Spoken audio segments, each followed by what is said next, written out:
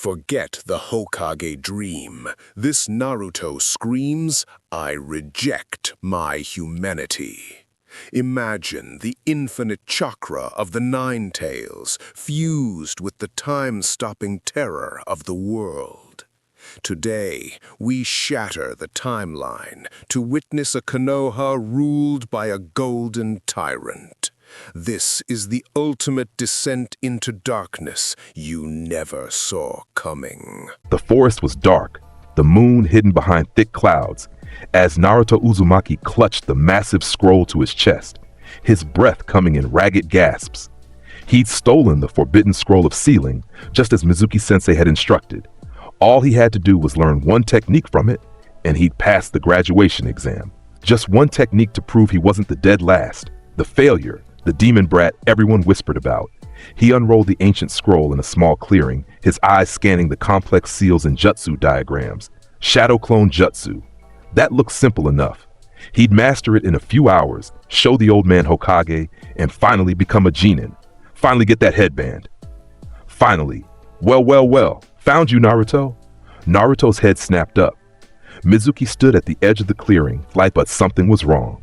The silver-haired Chunin's smile was too wide, too sharp. His eyes gleamed with malice in the darkness. Mizuki-sensei, I did it! I got the scroll, and I've almost mastered the shadow clone. You really are an idiot, aren't you? Mizuki's laugh was cruel, cutting through the night air like a blade. Did you honestly think I was helping you? That scroll contains forbidden techniques that could destroy the village, and you, the Nine-Tails brat, stole it for me. Naruto's blood ran cold. What are you talking about? Oh, you don't know? Mizuki's grin widened impossibly. 12 years ago, the fourth Hokage didn't kill the Nine-Tails. He sealed it inside a newborn baby. Inside you, Naruto. You're the demon fox that destroyed our village. That's why everyone hates you. That's why you'll never be anything but a monster. The words hit Naruto like physical blows. The whispers, the glares, the loneliness. It all made sense now. He was the Nine-Tails. He was the reason. Iruka-sensei tried to keep it from you, tried to protect you, Mizuki continued, pulling out a massive Fuma shuriken from behind his back. But now that you've stolen the scroll, I can kill you and take it for myself. Die, demon! Naruto couldn't move. His body wouldn't respond. The massive shuriken spun through the air, deadly and inevitable. Then Iruka was there, appearing in a burst of speed, his body positioning itself between Naruto and certain death. The shuriken bit deep into Iruka's back and blood sprayed across the forest floor. Naruto! Iruka gasped, falling to his knees. Run! Don't listen to him! How touching, Mizuki sneered, pulling out another shuriken. Don't worry, Iruka, I'll finish you both. But Naruto wasn't listening anymore. His hands had moved on their own, unfurling more of the scroll. There, near the shadow clone jutsu, was something else, something that called to him. A diagram of a strange mask covered in ancient symbols, and beneath it, a single line of text. The stone mask, ultimate power, ultimate price. The mask itself was there, sealed within the scroll with a complex formula. Naruto's hands moved without conscious thought, forming the release seal.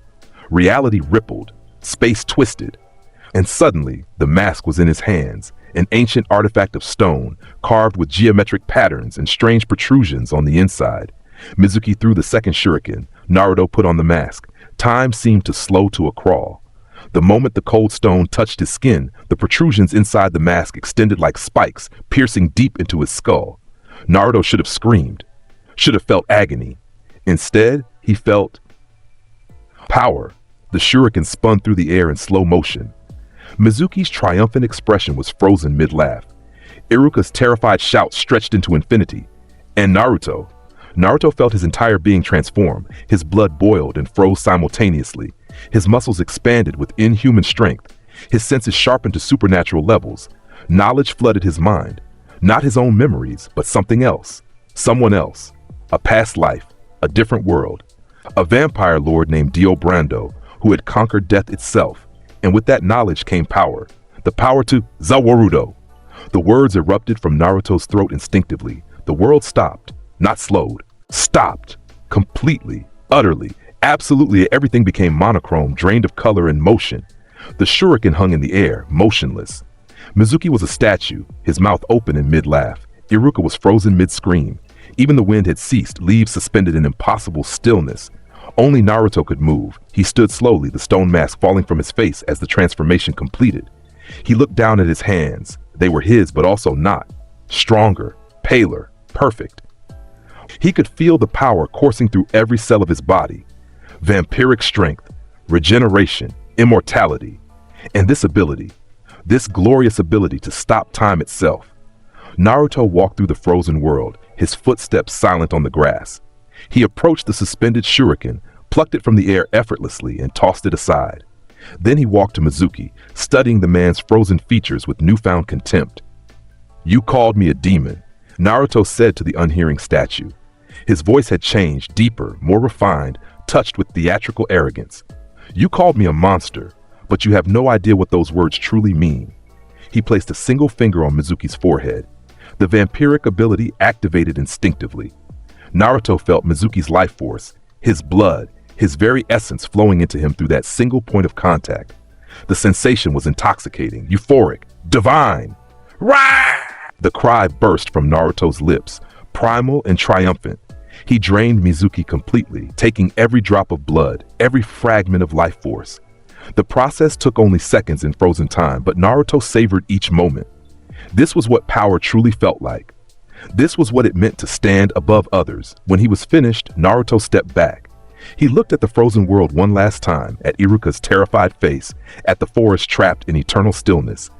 "This power," he whispered. "This is the world, my world, and soon everything will be." The 9-second limit was approaching. Naruto returned to his original position, composed himself, and allowed time to resume. Resume.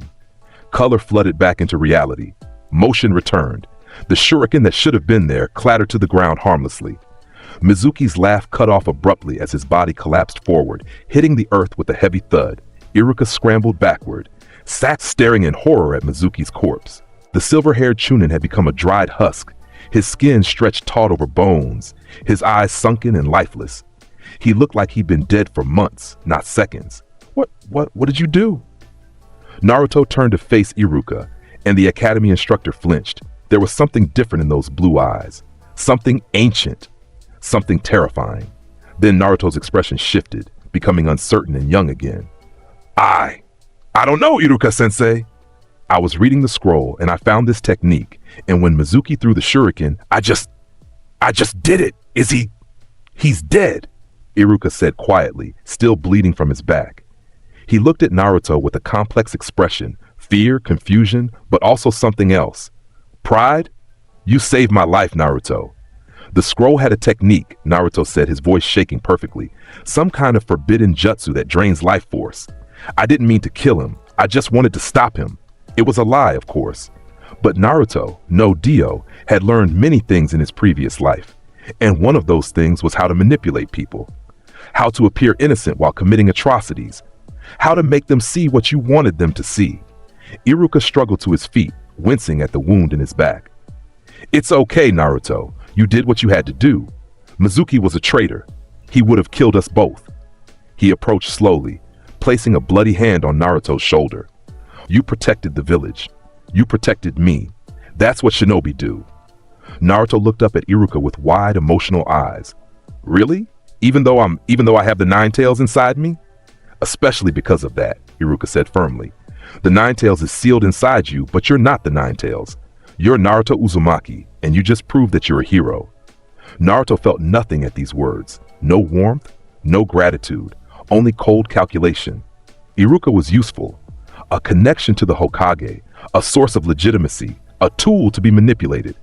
The old Naruto would have cried at this acceptance. The new Naruto simply cataloged the information and adjusted his plans accordingly. Thank you, Iruka-sensei, he said, his voice perfectly pitched with emotion. That means everything to me. Iruka smiled despite his pain. Then he reached up and removed his own headband, the Konoha forehead protector that marked him as a shinobi of the hidden leaf. You've earned this, Naruto. You've more than earned it. Congratulations. You're a genin now. He tied the headband around Naruto's forehead over the blonde hair. Naruto touched it reverently, playing his role perfectly. Inside, he was laughing. How easy it was to deceive them. How simple to manipulate their emotions. They saw a lonely boy seeking acceptance. They had no idea they were looking at a god in the making. "We should get you to the Hokage," Iruka said, swaying slightly from blood loss. "You need to explain what happened, and I need medical attention." "Let me help you, Sensei," Naruto said, supporting Iruka's weight. As they walked through the forest toward the village, Naruto's mind raced with possibilities.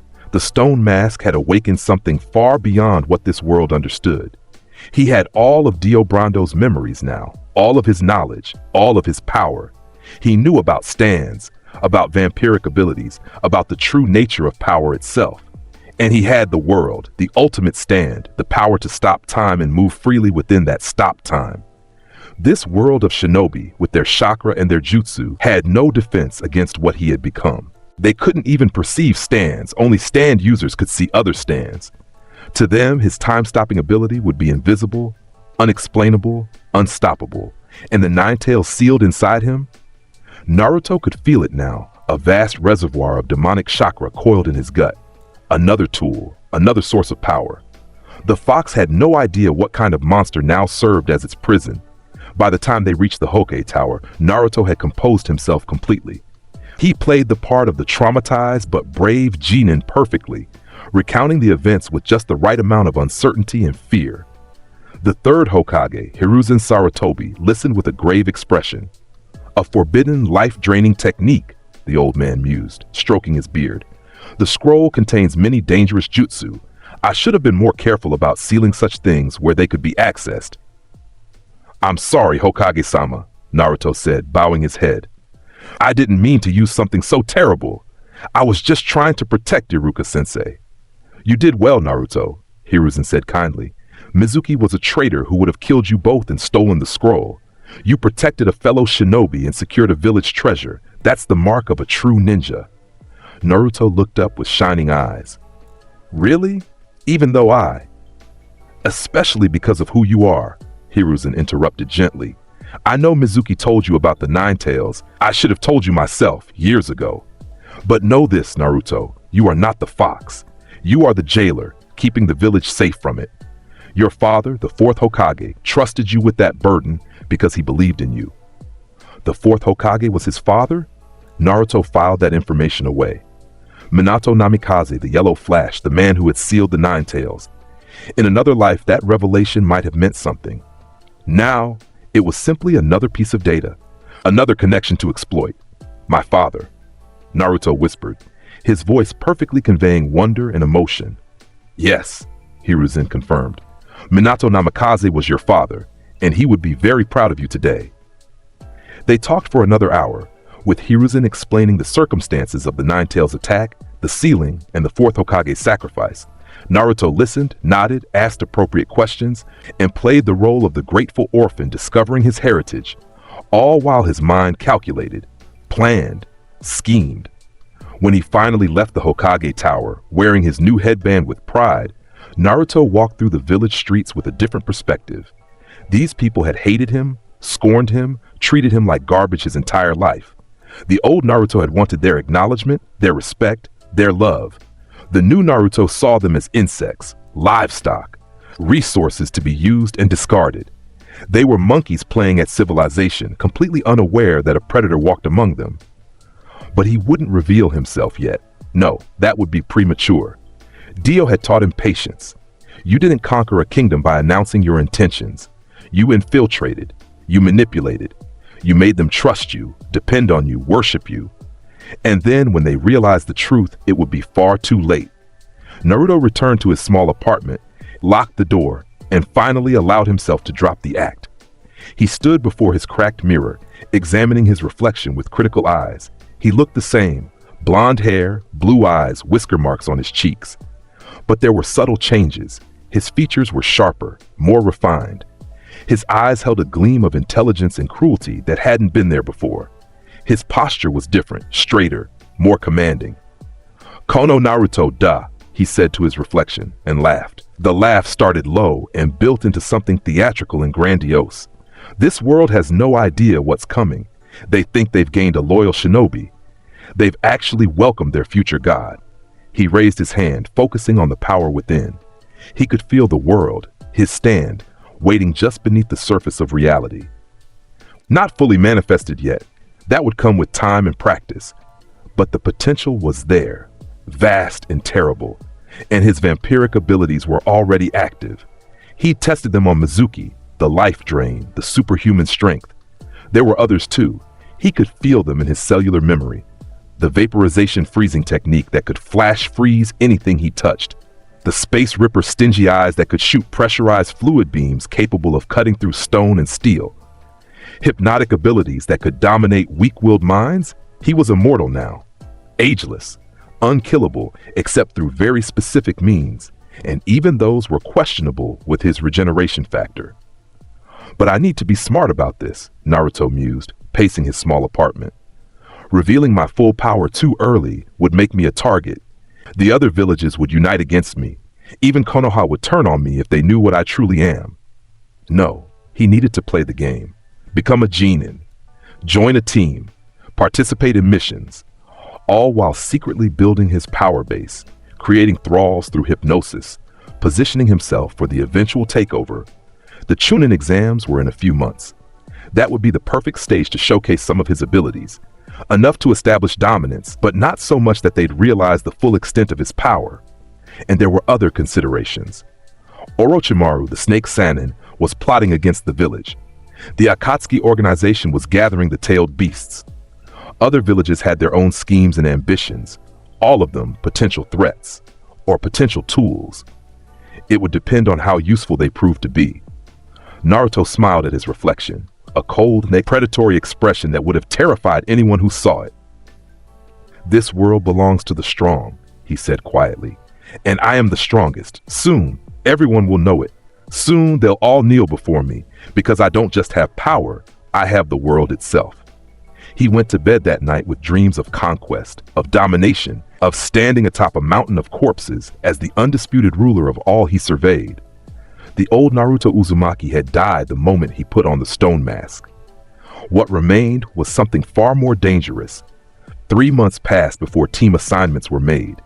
3 months during which Naruto carefully cultivated his new persona. To the village, he seemed different but in positive ways, more confident, more focused. He still smiled and laughed, but there was a maturity to him now that hadn't been there before. The pranks stopped. The loud outbursts ceased. He became, in the eyes of the villagers, a model genin candidate. What they didn't see was the dark work happening in the shadows. Naruto had begun building his network of thralls. It started small, a few civilians here and there, people on the fringes of society who wouldn't be missed or noticed. He'd find them alone, make eye contact, and push his vampiric hypnosis into their minds. The process was simple. His enhanced eyes would glow faintly red, and his will would override theirs. They'd become completely devoted to him, willing to do anything he commanded. He started with information gathering, having his thralls report on village activities, shinobi movements, political developments, but he was careful. Too many thralls too quickly would attract attention. He kept his network small and distributed, making sure none of them knew about the others. Compartmentalization was key. He also experimented with his stand in secret. Late at night, in the training grounds where no one would see, he would summon the world in practice. The stand manifested as a golden humanoid figure, muscular and powerful, with a clock motif running down its body.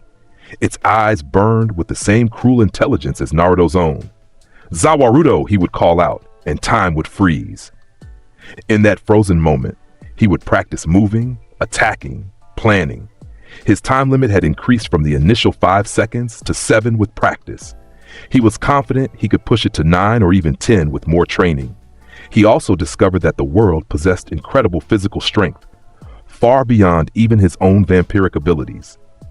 The stand could shatter boulders with a single punch, move with blinding speed, and strike with precision that defied physics.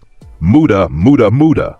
Naruto would shout as the world delivered rapid-fire punches to trees and rocks, each impact creating craters and sending debris flying. It was intoxicating. Every day he grew stronger. Every day he understood his powers better. Every day he came closer to true godhood. And then came the day of team assignments. Naruto sat in the academy classroom, surrounded by his fellow graduates. He observed them with detached amusement, Children playing at being warriors. Not one of them had the faintest idea what real power looked like. Sasuke Uchiha sat nearby, brooding and aloof as always. The last Uchiha, trauma-ridden and obsessed with revenge against his brother. Pathetic. A monkey playing at being an avenger, Sakura Haruno was behind him, fawning over Sasuke with all the subtlety of a lovesick puppy. Weak-minded, easily manipulated, she'd make an excellent thrall when the time came. Others filled the room. Shikamaru Nara, lazy but intelligent. Choji Akamichi, kind but unmotivated. Ino Yamanaka, vain and competitive. Kiba Inuzuka, loud and aggressive. Shino Aburame, quiet and analytical. Hinata Hyuga, timid and self-doubting. All of them beneath his notice. All of them irrelevant to his eventual rise to power. Iruka entered the classroom and began announcing team assignments. Naruto barely listened until Team 7, Naruto Uzumaki, Sasuke Uchiha, and Sakura Haruno. Your Jonin instructor is Kakashi Hatake. Naruto smiled slightly. Interesting. The dead last, the top student, and the fangirl. A classic team composition designed to create balance through conflict. And Kakashi Hatake, the copy ninja, the man with over 1,000 copy jutsu, the former Anbu with the Sharingan eye. This would be entertaining. Sasuke glanced at Naruto with barely concealed disdain. Great. Stuck with the dead last. Naruto turned to face him, and for just a fraction of a second, allowed his true nature to show in his eyes. Sasuke actually flinched, though he probably didn't understand why. Some instinct deep in his primal brain recognized the predator looking at him. Don't worry, Sasuke-kun, Naruto said pleasantly. I'm sure you'll be very useful. There was something in the way he said useful that made Sasuke's skin crawl, but before the Uchiha could respond, Sakura was pushing between them. Naruto! Don't talk to Sasuke-kun like that. Naruto turned his gaze to her, and this time he didn't hide anything. His eyes met hers, and he pushed just a tiny fraction of his hypnotic ability into the contact. Sakura's pupils dilated, her breath caught. A flush spread across her cheeks. You're right, Sakura-chan, Naruto said softly, his voice carrying a subtle harmonic that resonated with her subconscious. I should be more respectful. After all, we're teammates now. We should support each other, don't you think? Yes, Sakura stammered, unable to look away from his eyes. Teammates. Support. Naruto broke eye contact, and Sakura swayed slightly. The hypnosis was light, not full thrall status, but enough to plant seeds. Enough to make her more suggestible to him in the future. Enough to ensure her loyalty when he needed it. The teams were dismissed to wait for their Jonin instructors. Team 7 remained in the classroom as the others left. Sasuke sat in brooding silence. Sakura kept stealing glances at Naruto, looking confused by her own behavior. And Naruto simply waited, patient as the immortal being he now was. Hours passed. It was clearly a test of some kind, but Naruto didn't care. Time meant nothing to him anymore. He could wait forever if necessary. Finally, when the sun was beginning to set, a silver-haired Jonin appeared in the doorway. He wore his headband tilted to cover his left eye, and a mask covered the lower half of his face. His single visible eye curved in what might have been a smile. Yo, Kakashi said casually, my first impression of you guys, you're boring. Meet me on the roof in 5 minutes. He vanished in a swirl of leaves. Standard body flicker technique.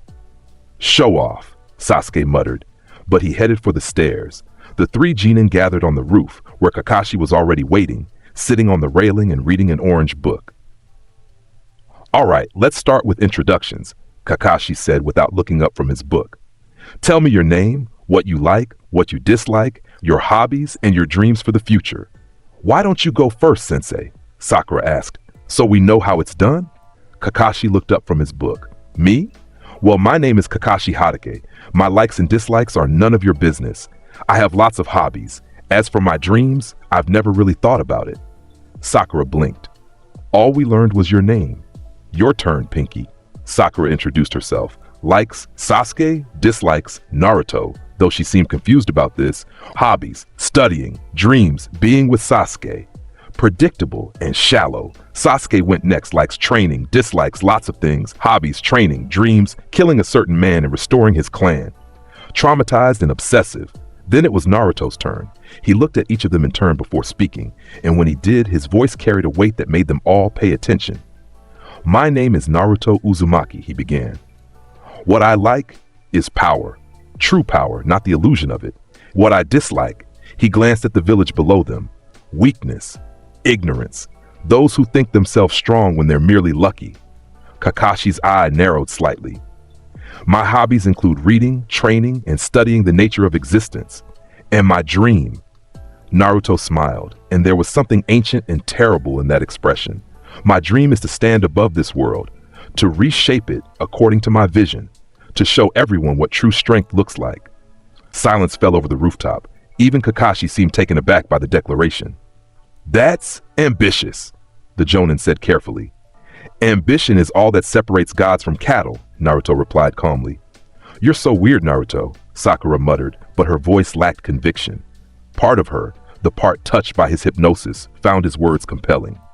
Weird or not, Kakashi said, closing his book, we have a test tomorrow. Meet at training ground 3 at 5 a.m.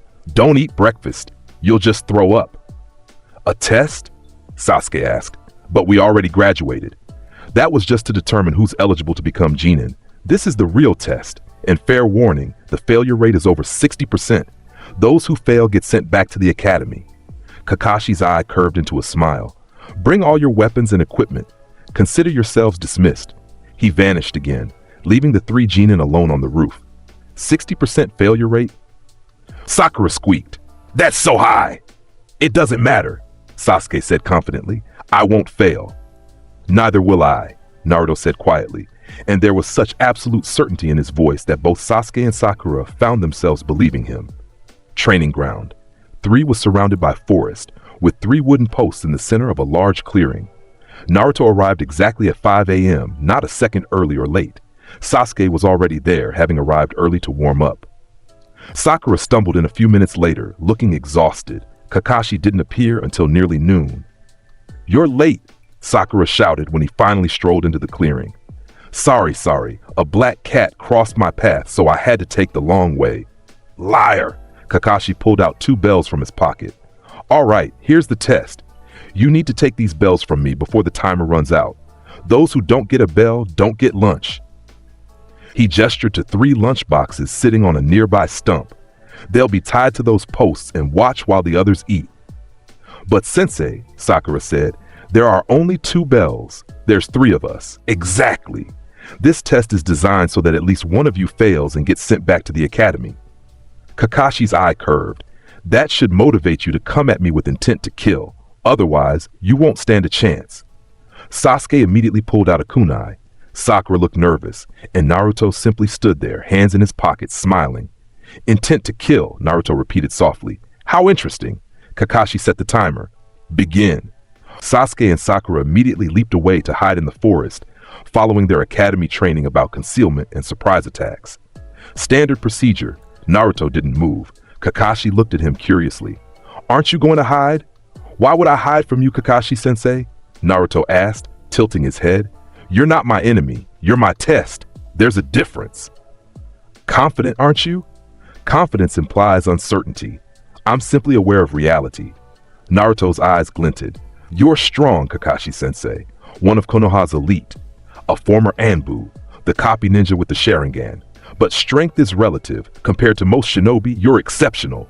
Compared to what I am? He trailed off, his smile widening. Kakashi felt something then. A chill running down his spine. The smile on Naruto's face wasn't that of a 13-year-old Genin. It was the smile of a predator looking at prey. More than that, it was the smile of something that considered Kakashi so far beneath it that killing him would be boring. What are you? Kakashi asked quietly, his hand moving toward a kunai. I'm Naruto Uzumaki, Naruto said simply. And I'm going to give you one chance, sensei. Give me the bells willingly. Admit that you're no match for me, and I'll let this test proceed peacefully. The arrogance of the statement should have been laughable. A fresh Genin telling a Jonin to surrender. But there was something in Naruto's eyes, something in his posture, something in the sheer presence he radiated that made the threat feel real. Kakashi's shinobi instincts were screaming at him. Danger. Real danger. But that was impossible. This was Naruto Uzumaki, the dead last, the class clown. You refuse? Naruto said. Very well, let me show you what you're refusing. Naruto's chakra exploded outward. No, not just chakra. Killing intent. Pure, undiluted, overwhelming killing intent like Kakashi had never felt before. It washed over the training ground like a tsunami, and it carried with it visions of death. Not the death of one person or 10 or 100, the death of thousands, millions, the end of worlds, the collapse of civilizations, eternities of suffering compressed into a single moment of absolute terror. Kakashi staggered backward, his Sharingan activating instinctively beneath his headband. Even with his experience, even with all his training, the weight of that killing intent made his knees weak. His hands shook as he reached for a kunai. In the forest, Sasuke collapsed to his knees, gasping for breath. His Sharingan activated involuntarily, spinning desperately as if trying to comprehend the source of the overwhelming dread. Sakura simply fainted, her mind unable to process the magnitude of what she was feeling. And Naruto stood at the center of it all, completely calm, his blue eyes now glowing with a faint red tint. "This is what I am, Kakashi-sensei," Naruto said softly. His voice seemed to come from everywhere and nowhere, echoing with supernatural resonance. "This is a fraction of what I could unleash. So I ask again, do you really want to continue this test? Or would you prefer to simply give me the bells and avoid the humiliation?" Kakashi fought against every instinct telling him to run. He was a Jonin of Konoha. He'd fought in the Third Shinobi World War. He'd served in Anbu.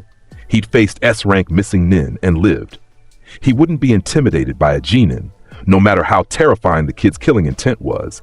He pulled down his headband, revealing the Sharingan eye beneath. The three Tomoe spun as he analyzed Naruto with the legendary dojutsu. What he saw made no sense. Naruto's chakra was wrong. There was the expected red chakra of the Nine Tails, yes, but there was something else, something darker, older, more malevolent.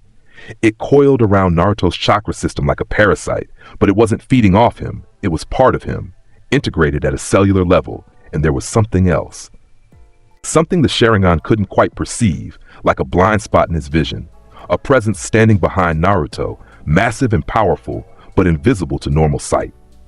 "Interesting," Kakashi muttered. "You're not entirely human anymore, are you, Naruto?" Naruto's smile widened. "Perceptive. Yes, I've transcended humanity, sensei. I've become something greater, something perfect. And you," he gestured casually. "You're just a monkey with a stolen eye, pretending to be a genius." The insult should have made Kakashi angry. Instead, it just made him more cautious, because Naruto said it with such casual certainty as if it were objective fact rather than opinion. "I won't give you the bells," Kakashi said firmly. "If you want them, you'll have to take them." "As you wish," Naruto said. He raised his hand and Kakashi tensed. "Zawarudo!" Time stopped. The world drained of color. The wind ceased. The trees froze mid-sway. Kakashi became a statue, his Sharingan eye locked in place, unseeing. Naruto walked through the frozen time with casual ease. He approached Kakashi, observing the Jonin's defensive posture with amusement. "The Sharingan can see many things," Naruto said to the unhearing statue. "It can copy jutsu, predict movements, see through genjutsu, but it cannot see time itself being stopped. To you, I simply vanished, and when time resumes, I'll already have won." He reached into Kakashi's pocket and pulled out the two bells. Then, for good measure, he pulled out the Jonin's beloved orange book and placed it in a nearby tree, high enough that Kakashi would have to work to retrieve it. 5 seconds had passed. Naruto's limit was 7 now, but he didn't need more. He returned to his original position, bells in hand. Resume. Color flooded back, motion returned, and Kakashi suddenly found himself staring at Naruto, who was now holding both bells and smiling. "What?" Kakashi's hand went to his pocket. The bells were gone. "How did you?" "Fast, wasn't I?" Naruto said innocently. "I'm surprised you didn't see me move, sensei. I thought the Sharingan was supposed to be able to track any movement." Kakashi's mind raced. The Sharingan had seen nothing. One moment Naruto was standing there, the next he had the bells. No movement in between, no blur, no chakra spike, no technique activation. It was as if Naruto had simply teleported, but there was no space-time signature that would indicate jutsu like Flying Thunder God. "That's impossible," Kakashi said. "No one can move that fast." "Impossible?" Naruto laughed, a theatrical, grandiose laugh that seemed too mature for his young body. "Kakashi-sensei, you have no idea what's possible. You're looking at the world through the lens of a shinobi bound by chakra and jutsu and hand seals. But he tossed the bells up and caught them. I exist beyond those limitations. Before Kakashi could respond, Sasuke burst from the forest, Sharingan active, kunai in hand. The Uchiha was pale and shaking but determined. Naruto, how did you? He froze when he saw the bells in Naruto's hand.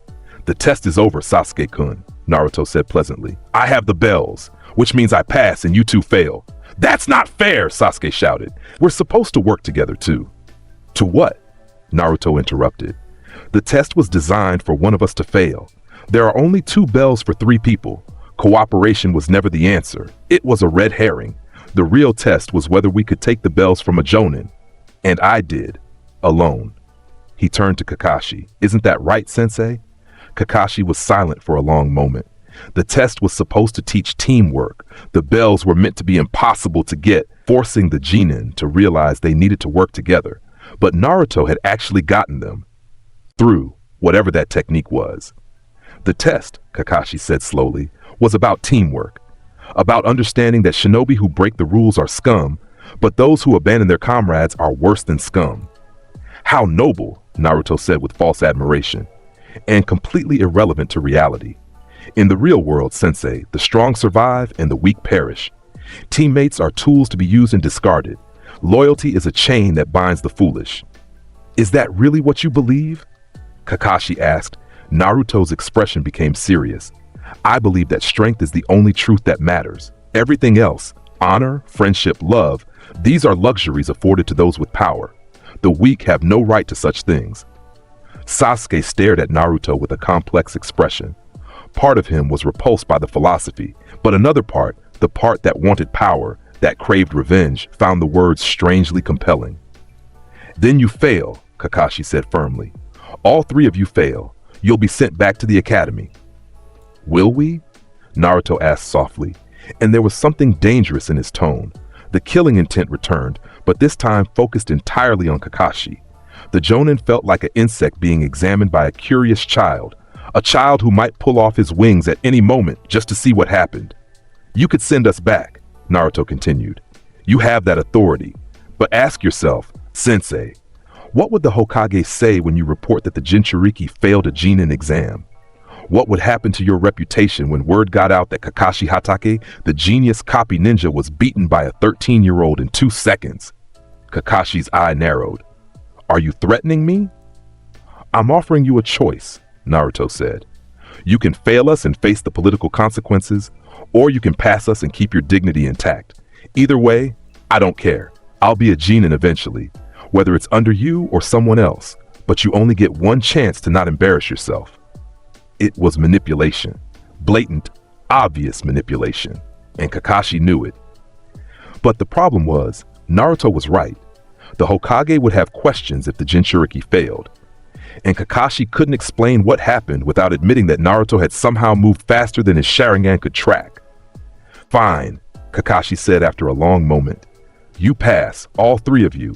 But understand this, Naruto. I'll be watching you, very carefully. I look forward to it, Naruto said with a smile. He tossed one bell to Sasuke and one to Sakura, who had just regained consciousness. Congratulations, teammates. We're Genin now. Sakura looked confused, Sasuke looked angry, and Kakashi looked deeply troubled. Report to this training ground tomorrow at 7 a.m., Kakashi said. We'll begin D-rank missions. Dismissed. He vanished in a swirl of leaves, moving faster than usual. He needed to report this to the Hokage immediately. When they were alone, Sasuke rounded on Naruto. What the hell was that? That killing intent? That speed? Those weird eyes? What are you? I'm your teammate, Naruto said simply. Isn't that all that matters? Bullshit. You're not the same loser from the academy. You're different. Stronger. More dangerous. Sasuke's Sharingan spun. I don't know what happened to you, but I will find out. Will you? Naruto asked, amused. And what will you do with that knowledge, Sasuke-kun? Will it help you kill Itachi? Will it restore your clan? He leaned in close. Or will it just show you how far beneath me you truly are? Sasuke threw a punch. Naruto caught it without looking, his hand closing around Sasuke's fist like a vice. The Uchiha gasped in pain as Naruto's grip tightened, bones grinding together. I could crush your hand, Naruto said conversationally. Shatter every bone, cripple you permanently. And you couldn't stop me. Your Sharingan sees my movements, but your body is too slow to react. That's the difference between us, Sasuke. You have potential. I have actualized perfection." He released Sasuke's hand, and the Uchiha stumbled back, cradling his bruised fist. "But I won't cripple you," Naruto continued, "because you're useful to me. You're the last Uchiha, which means you have political value. You're driven by revenge, which makes you predictable, and you're weak enough that you'll never be a real threat." He smiled. "So stay useful, Sasuke-kun, and maybe I'll let you achieve your revenge someday." He walked away, leaving Sasuke seething with rage, and Sakura staring after him with confused adoration. Team 7 had officially formed, and unknown to all but Naruto himself, Konoha had just welcomed its future destroyer into its ranks. The next few weeks were filled with D-rank missions, and Naruto found them mind-numbingly boring. Retrieving lost cats, weeding gardens, painting fences, babysitting, grocery shopping for elderly civilians, it was beneath him. Absolutely beneath him. But he played along because he understood the game. These pointless missions were meant to build teamwork, to teach Genin to follow orders, to establish a hierarchy.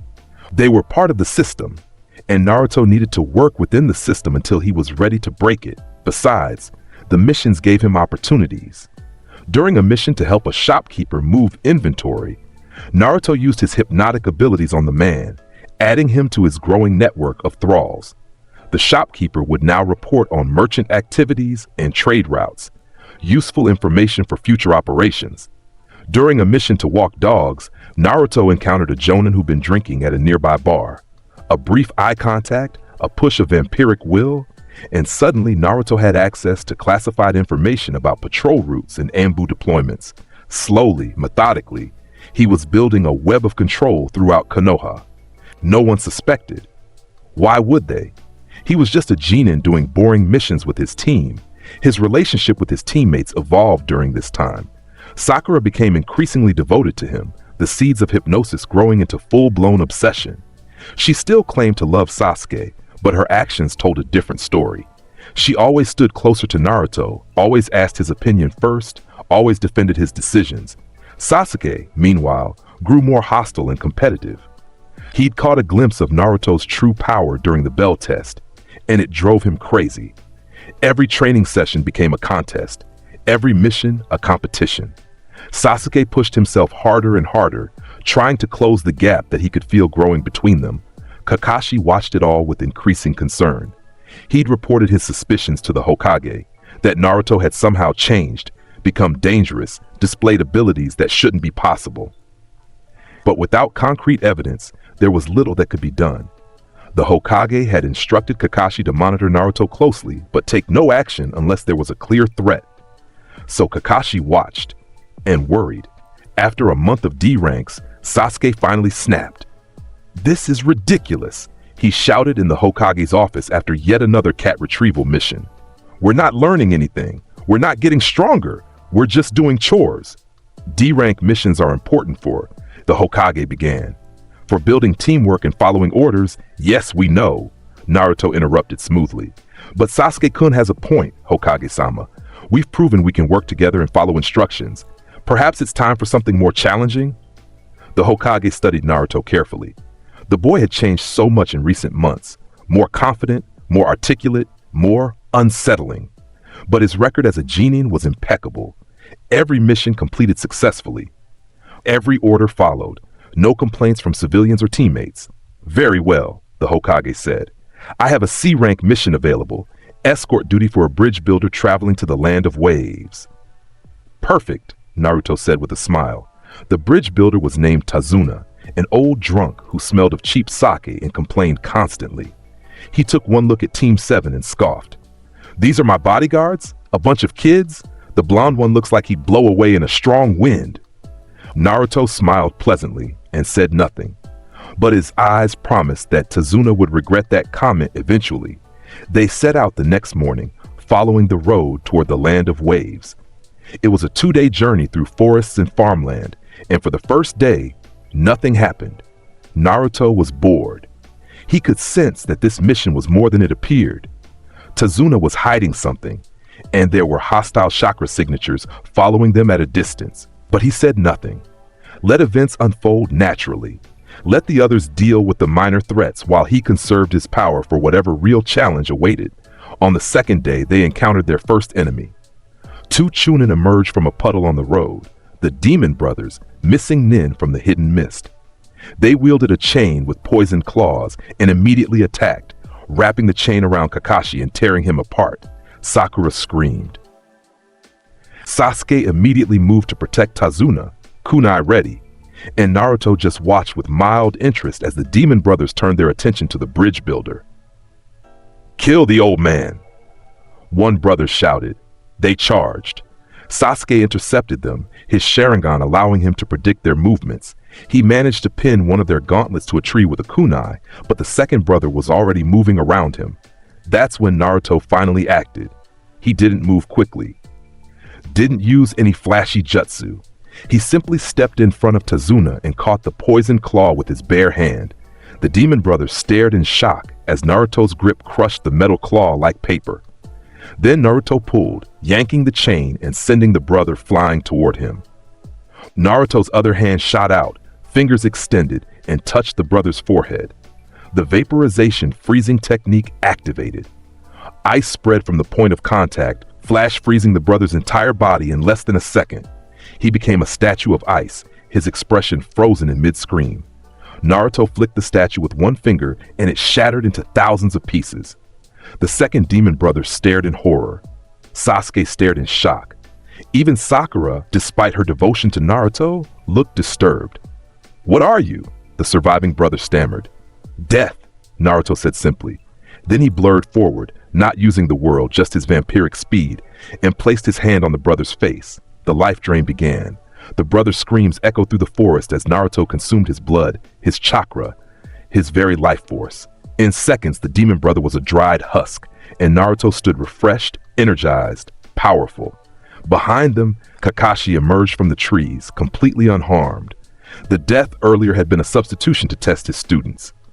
"Naruto," Kakashi said carefully, "what did you just do?" "I protected our client," Naruto said innocently. "Isn't that what we're supposed to do?" "That technique was in the Forbidden Scroll," Naruto interrupted. "The same one I stole during the Mizuki incident. I've been practicing it. Useful, isn't it?" It was a lie.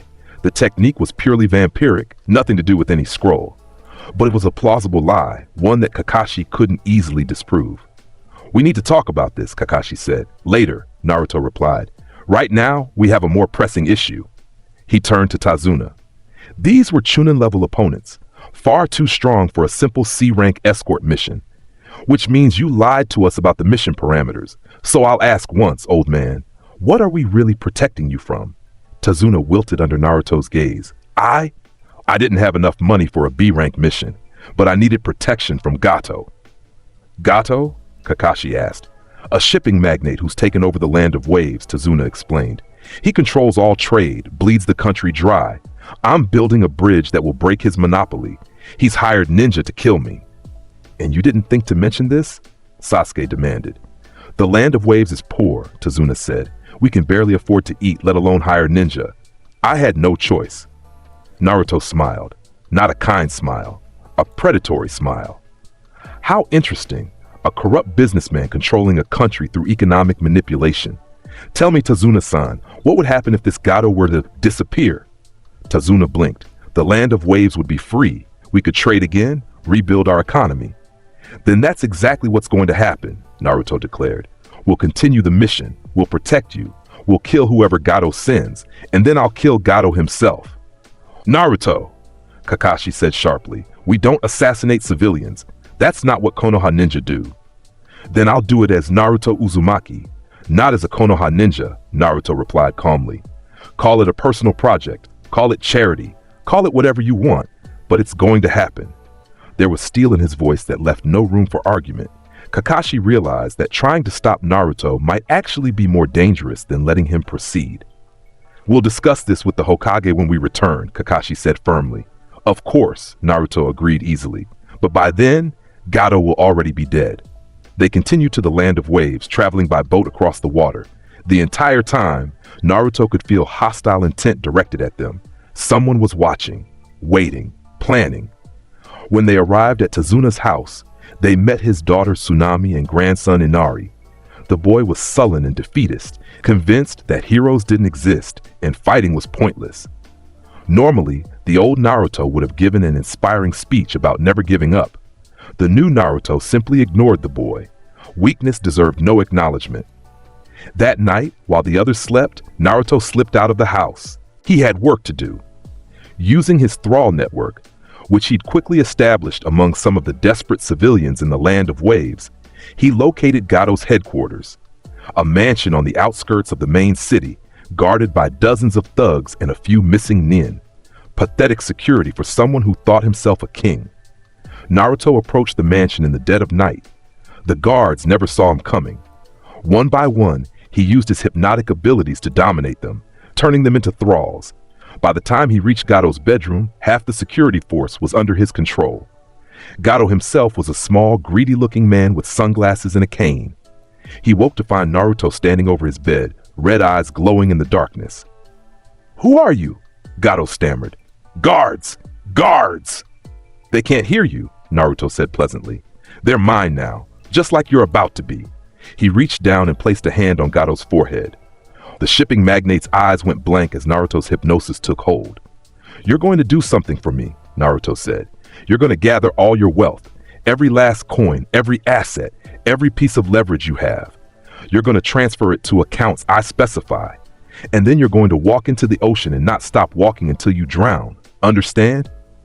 "Yes, master," Gado intoned. "Good, get started." Naruto left the mansion with a smile. By morning, Gado would be dead and his entire fortune would belong to Naruto. The Land of Waves would be free and Naruto would be significantly richer, all without lifting a finger in direct combat. This was how true power operated, not through brute force but through manipulation and control. When he returned to Tazuna's house, Kakashi was waiting for him. "Where were you?" the Jonin asked. "Taking a walk," Naruto lied. "Couldn't sleep." Kakashi's Sharingan was active, studying Naruto carefully. "You went to Gado's mansion, didn't you?" "Did I?" Naruto asked innocently. "I'm warning you, Naruto, if you do anything that violates Konoha's mission parameters, you'll what?" Naruto interrupted, his voice cold. "Report me? Punish me? Try to stop me?" He stepped closer to Kakashi, and despite being half the Jonin's height, he somehow seemed to loom over him. "Let me make something very clear, Sensei. I'm going to do what I want, when I want, how I want. Your approval is irrelevant. Your authority is irrelevant. The only reason I haven't killed you already is because it's not convenient for my plans yet." Kakashi's hand went to a kunai. "Are you threatening a superior officer?" "I'm stating facts," Naruto said. "You're strong, Kakashi-sensei, for a human, but you're not strong enough to stop me. No one in this village is, maybe not even the Hokage himself." He walked past Kakashi into the house, leaving the Jonin standing in the darkness, deeply troubled. The next morning, word came that Gado had been found dead, drowned in the ocean. His entire organization had collapsed overnight, with his assets mysteriously vanishing. The Land of Waves celebrated their freedom. But the mission wasn't over yet, because Zabuza Momochi was still out there. They encountered the demon of the hidden mist on the bridge itself. Zabuza was a tall, bandaged man with a massive sword called Kubikiri Bocho. He created a thick mist with his hidden mist jutsu, reducing visibility to near zero. Kakashi immediately went on guard, activating his Sharingan. Sasuke and Sakura formed a protective formation around Tazuna. And Naruto just waited, curious to see what this demon could do. Well, Zabuza's voice echoed through the mist. "Kakashi of the Sharingan, this is an honor. I've heard so much about you." "Zabuza Momochi," Kakashi replied. A-rank missing nin from the hidden mist. "What's someone of your caliber doing working for a lowlife like Gado?" "Money," Zabuza said simply. "Though I hear Gado's dead now. Convenient timing." His voice gained an edge. "Which means I have no reason to hold back anymore." Water clones emerged from the mist, attacking from all directions. Kakashi engaged them efficiently, his Sharingan allowing him to track their movements despite the mist. Sasuke held his own against several clones, his own Sharingan giving him an advantage. Sakura protected Tazuna, kunai ready, though she kept glancing at Naruto as if waiting for him to act. Naruto didn't move, didn't even look concerned. He was studying Zabuza's technique with clinical interest. The mist was created by manipulating water molecules in the air. The silent killing technique relied on sound and vibration to locate targets.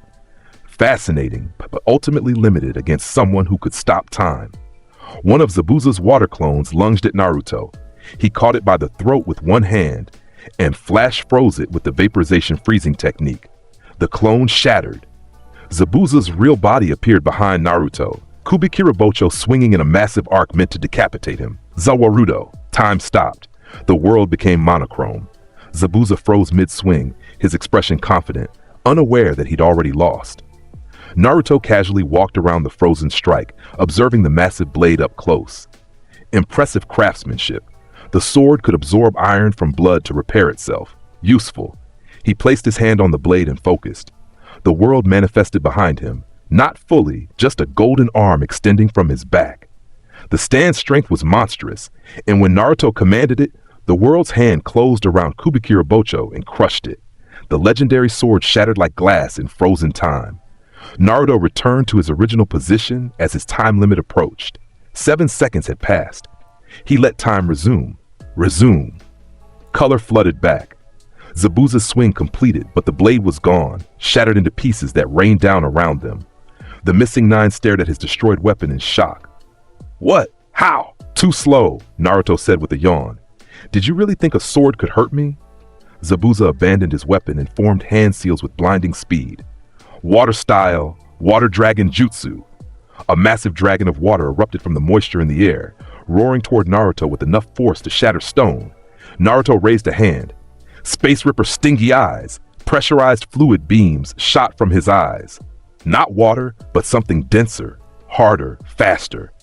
The beams cut through the water dragon like it wasn't there, bisecting the jutsu and continuing towards Zabuza. The missing nin barely dodged, but the beams still caught his shoulder, cutting deep. Blood sprayed. Impossible, Zabuza gasped, holding his wound. That's not a jutsu. That's not even chakra. What are you? Before Naruto could answer, a figure appeared between them, a young person wearing a hunter nin mask. They threw senbon needles that struck Zabuza's neck, and the missing nin collapsed. Thank you for weakening him, the hunter nin said in a soft voice. I'll take the body from here. They picked up Zabuza and vanished in a swirl of mist. Kakashi frowned. That was too convenient. Hunter nin are supposed to destroy the body on sight, not take it away. Obviously fake, Naruto said. Zabuza's not dead. The needles hit non-lethal points. That hunter nin is his accomplice, probably putting him in a death-like state to fake his demise and buy time to recover. How do you know that? Sakura asked. Because I'm not an idiot, Naruto replied. They'll be back in a week, maybe less, once Zabuza's healed. We should prepare. Kakashi nodded slowly. Your analysis is correct. We'll use this time to train. The training took place in the forest near Tazuna's house. Kakashi taught them tree walking, the chakra control exercise that allowed shinobi to stick to vertical surfaces. Sasuke and Sakura struggled with it, taking hours to make progress. Naruto walked up the tree on his first try. Perfect control, no wasted effort. How did you do that so fast? Sasuke demanded, frustrated. Control, Naruto said simply. You're forcing your chakra. I'm guiding it. There's a difference. It was another lie. The truth was that his vampiric nature gave him perfect control over his own energy, but letting them think it was skill maintained his cover. While his teammates trained, Naruto explored the forest. He found the hunter nin, whose real name was Haku, gathering medicinal herbs. The boy, Naruto could tell despite the feminine appearance, sensed him and spun around. Senbon ready. Easy, Naruto said, raising his hands. I'm not here to fight. I'm here to talk. What do you want? Haku asked warily. I want to know why you're loyal to Zabuza, Naruto said. What does he offer you? Money? Purpose? A sense of belonging? Haku hesitated. Zabuza-sama gave me a reason to exist. I'm his tool, his weapon. Without him, I have no purpose. How sad, Naruto said with false sympathy. You've reduced yourself to a tool for someone who barely sees you as human. Tell me, Haku, what happens when he doesn't need you anymore? What happens when you break? I'll be discarded, Haku said simply. That's the fate of all tools. It doesn't have to be, Naruto said. He stepped closer, his eyes beginning to glow faintly. I could give you real purpose, real power. I could make you more than a tool. I could make you a king. Haku's eyes widened. There was something hypnotic in Naruto's voice, something compelling. I can't betray Zabuza-sama. I'm not asking you to betray him, Naruto said softly. I'm asking you to transcend him, but if you're happy being a disposable weapon, then by all means, stay with him. Die for him. Become nothing. He walked away, leaving Haku deeply troubled. The seeds were planted. Now they just needed time to grow. 1 week later, they returned to the bridge. Zabuza was there, fully healed, with Haku at his side. The Hunter Nen mask was gone, revealing a beautiful feminine face. I'm impressed you figured it out, Zabuza said. Most ninja would have fallen for the trick. Most ninja are idiots, Naruto replied. Shall we continue where we left off? Zabuza grinned. Gladly, but this time I won't hold back. Haku, take care of the other two. Haku hesitated for just a moment, remembering Naruto's words, but then moved forward, forming hand seals. Secret jutsu, crystal ice mirrors. Mirrors of ice formed in a dome around Sasuke, trapping the Uchiha inside. Haku stepped into the mirrors, his reflection appearing in each one. I'm sorry, Haku said, but I must serve Zabuza-sama. You'll die here. Haku threw Senbon from the mirrors at incredible speed. Sasuke tried to dodge, but the attacks came from all angles. His Sharingan could track the movements, but his body couldn't keep up. Senbon pierced his arms, his legs, his torso. Sakura screamed Sasuke's name. Kakashi moved to help, but Zabuza intercepted him with a new sword. And Naruto just sighed. How tedious. He walked toward the ice mirrors. Haku threw Senbon at him, dozens of needles flying at lethal speed. Naruto didn't dodge. The needles bounced off his skin like they were hitting steel. What? Haku started. Zawarudo. Time stopped. The world froze. Haku was trapped mid-movement, half in one mirror, half out. Sasuke was suspended in mid-scream, blood frozen in the air around his wounds. Naruto walked into the dome of ice mirrors. In frozen time, he approached each mirror and punched it. The world's strength flowed through him, and each mirror shattered like glass. One by one, the ice constructs crumbled. When all 12 mirrors were destroyed, Naruto walked up to the frozen Haku and placed a hand on the boy's shoulder. I gave you a choice, Naruto said to the unhearing statue. You chose wrong. He activated the vaporization freezing technique. Ice spread from his hand, flash freezing Haku's entire body. The boy became a statue of ice, beautiful and terrible, frozen in an expression of surprise. 3 seconds left on the time stop. Naruto returned to his original position. Resume. Color returned. The ice mirrors shattered simultaneously. Haku's frozen body fell to the ground, and Naruto flicked it with one finger. The ice statue that had been Haku shattered into 1,000 pieces. No! Zabuza's roar of rage shook the bridge. The missing Nen's grief was palpable, genuine. In that moment, Naruto understood. Zabuza had actually cared about Haku, perhaps even loved him like a son. How pathetic. Emotions made you weak, attachments made you vulnerable. I gave him a chance to join me, Naruto said calmly. He chose you instead. This is the result of that choice. Zabuza's eyes went red with fury. I'll kill you, he charged, forming hand seals for his strongest jutsu. Water style, great waterfall jutsu. A massive wave of water erupted from the ocean below, rising up to engulf the entire bridge. It was an A-rank technique, capable of washing away entire armies. Naruto raised both hands. Hey! The world manifested fully behind him for the first time. A golden humanoid stand, muscular and powerful, radiating absolute dominance. It raised its fists and unleashed a barrage of punches into the incoming water. Muda, muda, muda, muda, muda, muda!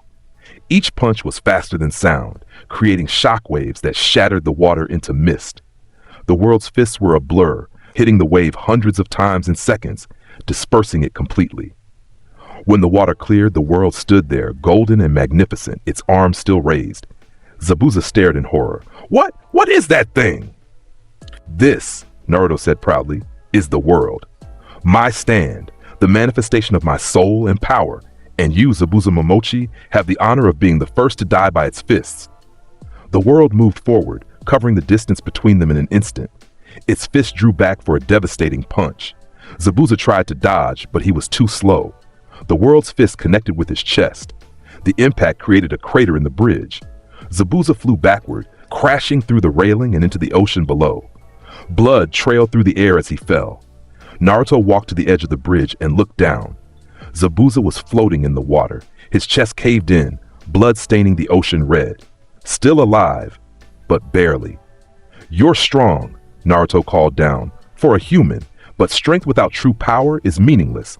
Remember that in your next life." He raised his hand, preparing to finish Zabuza with Space Ripper's stingy eyes. Then a voice called out, "Wait!" Naruto turned. An army of thugs was approaching the bridge, at least 100 men, poorly armed but numerous. And leading them was Gato, no, not Gato, a man who looked like him, probably a brother or relative who'd inherited the shipping business. "I'm Gato's son," the man shouted, "and I've come to finish what my father started. Kill them all." The thugs charged. Naruto laughed. "Perfect timing. I was getting bored." He jumped into the midst of the thugs, the world following behind him. What happened next was less a battle and more a massacre. The world's fists were a golden blur, each punch killing instantly. Heads exploded, chests caved in, bodies were torn apart, blood sprayed across the bridge in arterial fountains. Muda, muda, muda, muda, muda. Naruto waded through the thugs like they were wheat before a scythe. Some tried to run. He used Space Ripper's stingy eyes to cut them down, the pressurized beams decapitating dozens at once. Others tried to attack. He flash froze them with the vaporization freezing technique, then shattered their frozen corpses. It took less than 3 minutes. When it was over, the bridge was painted red. Bodies and body parts littered the ground. Gato's son was the last one alive, cowering and crying. Naruto walked up to him slowly, savoring the fear in the man's eyes. "Please," Gato's son begged, "I'll give you anything. Money, power, just let me live." "Money," Naruto repeated. "I already took all of your father's wealth. Power, I already have more than you can imagine." He leaned down, his red eyes boring into Gato's son. "You have nothing I want except your death." He placed a hand on the man's forehead and began the life drain. Gato's son screamed as his blood, his chakra, his very life force was consumed. When Naruto was done, another dried husk joined the pile of corpses. Naruto stood in the center of the carnage, breathing deeply. The stolen life force filled him with euphoria. This was what he was meant for. This was his purpose. Not protecting, not serving, but ruling through absolute power. Behind him, his teammates stared in horror. Even Kakashi looked disturbed by the sheer brutality of what he just witnessed. Only Sakura looked at Naruto with something other than fear. Her eyes held worship, devotion, fanatical love. The hypnosis had done its work well. "Naruto," Kakashi said carefully. "That was excessive. Excessive." Naruto turned to face him, and his expression was that of a god addressing an insect. "They tried to kill us, Sensei. They would have murdered Tazuna, destroyed the bridge, enslaved the land of waves again. I simply gave them what they deserved. By slaughtering them all, by establishing dominance," Naruto corrected, "by showing everyone watching that opposing me has only one outcome, death, brutal, absolute, inevitable death." He looked out at the gathering crowd of Land of Waves citizens who had come to see the commotion. They stared at him with a mixture of fear and awe. "Remember this day," Naruto called out to them. "Remember what happened to those who tried to enslave you. Remember who saved you. And remember that the world belongs to the strong." He walked past his team, his orange jumpsuit now splattered with blood, his blonde hair darkened with gore. He looked like a demon, like a monster, like exactly what he was. But to the civilians of the Land of Waves, he looked like a savior. They began to cheer, slowly at first, then building into a roar. They chanted his name, praising him as a hero, as their liberator. Naruto smiled. This was how you conquered a country, not through subtle manipulation alone, but through a combination of fear and gratitude. Now the Land of Waves owed him their freedom, and debts like that could be collected in many ways. In the water below, Zabuza watched with his remaining strength. He understood now. This boy, this monster, was beyond anything the shinobi world had seen, and he just announced himself to the world. With his last breath, Zabuza smiled. "Haku, maybe you chose the right side after all. Serve him well." He died, sinking beneath the waves. Team 7 returned to Konoha 3 days later. The bridge was completed and named the Great Naruto Bridge by popular demand. Tazuna had tried to argue for a different name, but the civilians insisted. Naruto's legend had begun. The Hokage listened to Kakashi's report with growing concern. The Jonin held nothing back. The killing intent, the strange techniques, the impossible speed, the massacre on the bridge, the way Naruto had executed over 100 men without hesitation. He's become something else, Kakashi concluded. Something dangerous. I recommend he be placed under observation, possibly even contained until we understand what's happened to him. Hiruzen Sarutobi was silent for a long moment. Then he shook his head. We can't contain him, Kakashi, even if we wanted to. Could you stop him? Kakashi was quiet. Then, no, I don't think I could. Neither could I, the Hokage admitted. And if we tried, we'd only make an enemy of someone who, for now, seems content to work within the system. He sighed heavily. Continue monitoring him. Report any violations of village law, but take no direct action unless he becomes an immediate threat. And if he does become a threat, then we'll face that when it comes. But for now, he's technically a loyal Konoha shinobi who successfully completed a C-rank mission that turned into an A-rank encounter. We have no legal grounds to act against him. Kakashi left the office deeply troubled. The Hokage sat alone, staring at Naruto's file. The boy's recent psychological evaluation was disturbing. The examiner had noted significant personality changes, increased confidence bordering on narcissism, and a concerning lack of empathy. But nothing concretely actionable. The fourth Hokage had sealed the Nine Tails into Naruto, believing the boy would be seen as a hero. Instead, the villagers had treated him as a demon, and now it seemed Naruto had decided to become exactly what they feared, a monster. But whose fault was that? The village that abused him? The system that failed him?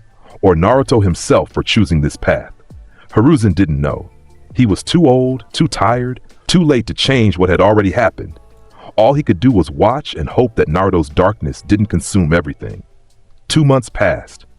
Team 7 continued taking missions, mostly C ranks now, with the occasional B rank.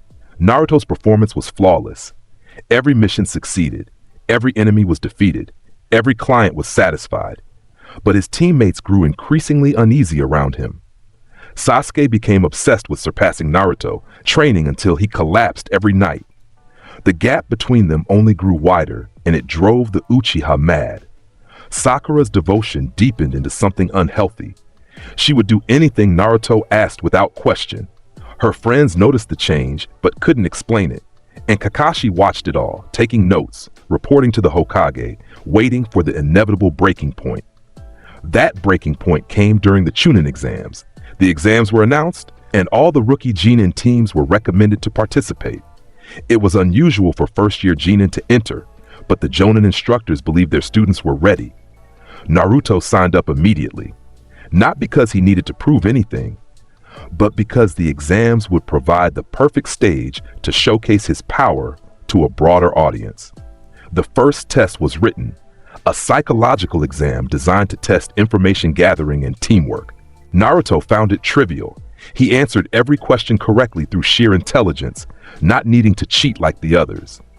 When the 10th question was announced, the one that tested resolve by threatening to ban those who failed from ever taking the exam again, Naruto didn't hesitate. "I'll take the question," he said immediately, his voice carrying absolute confidence. Ibiki, the examiner, stared at him. "You understand the consequences if you fail?" "I won't fail," Naruto said simply. "Failure is for those who doubt themselves. I have no doubts." His certainty was so absolute that even Ibiki was taken aback.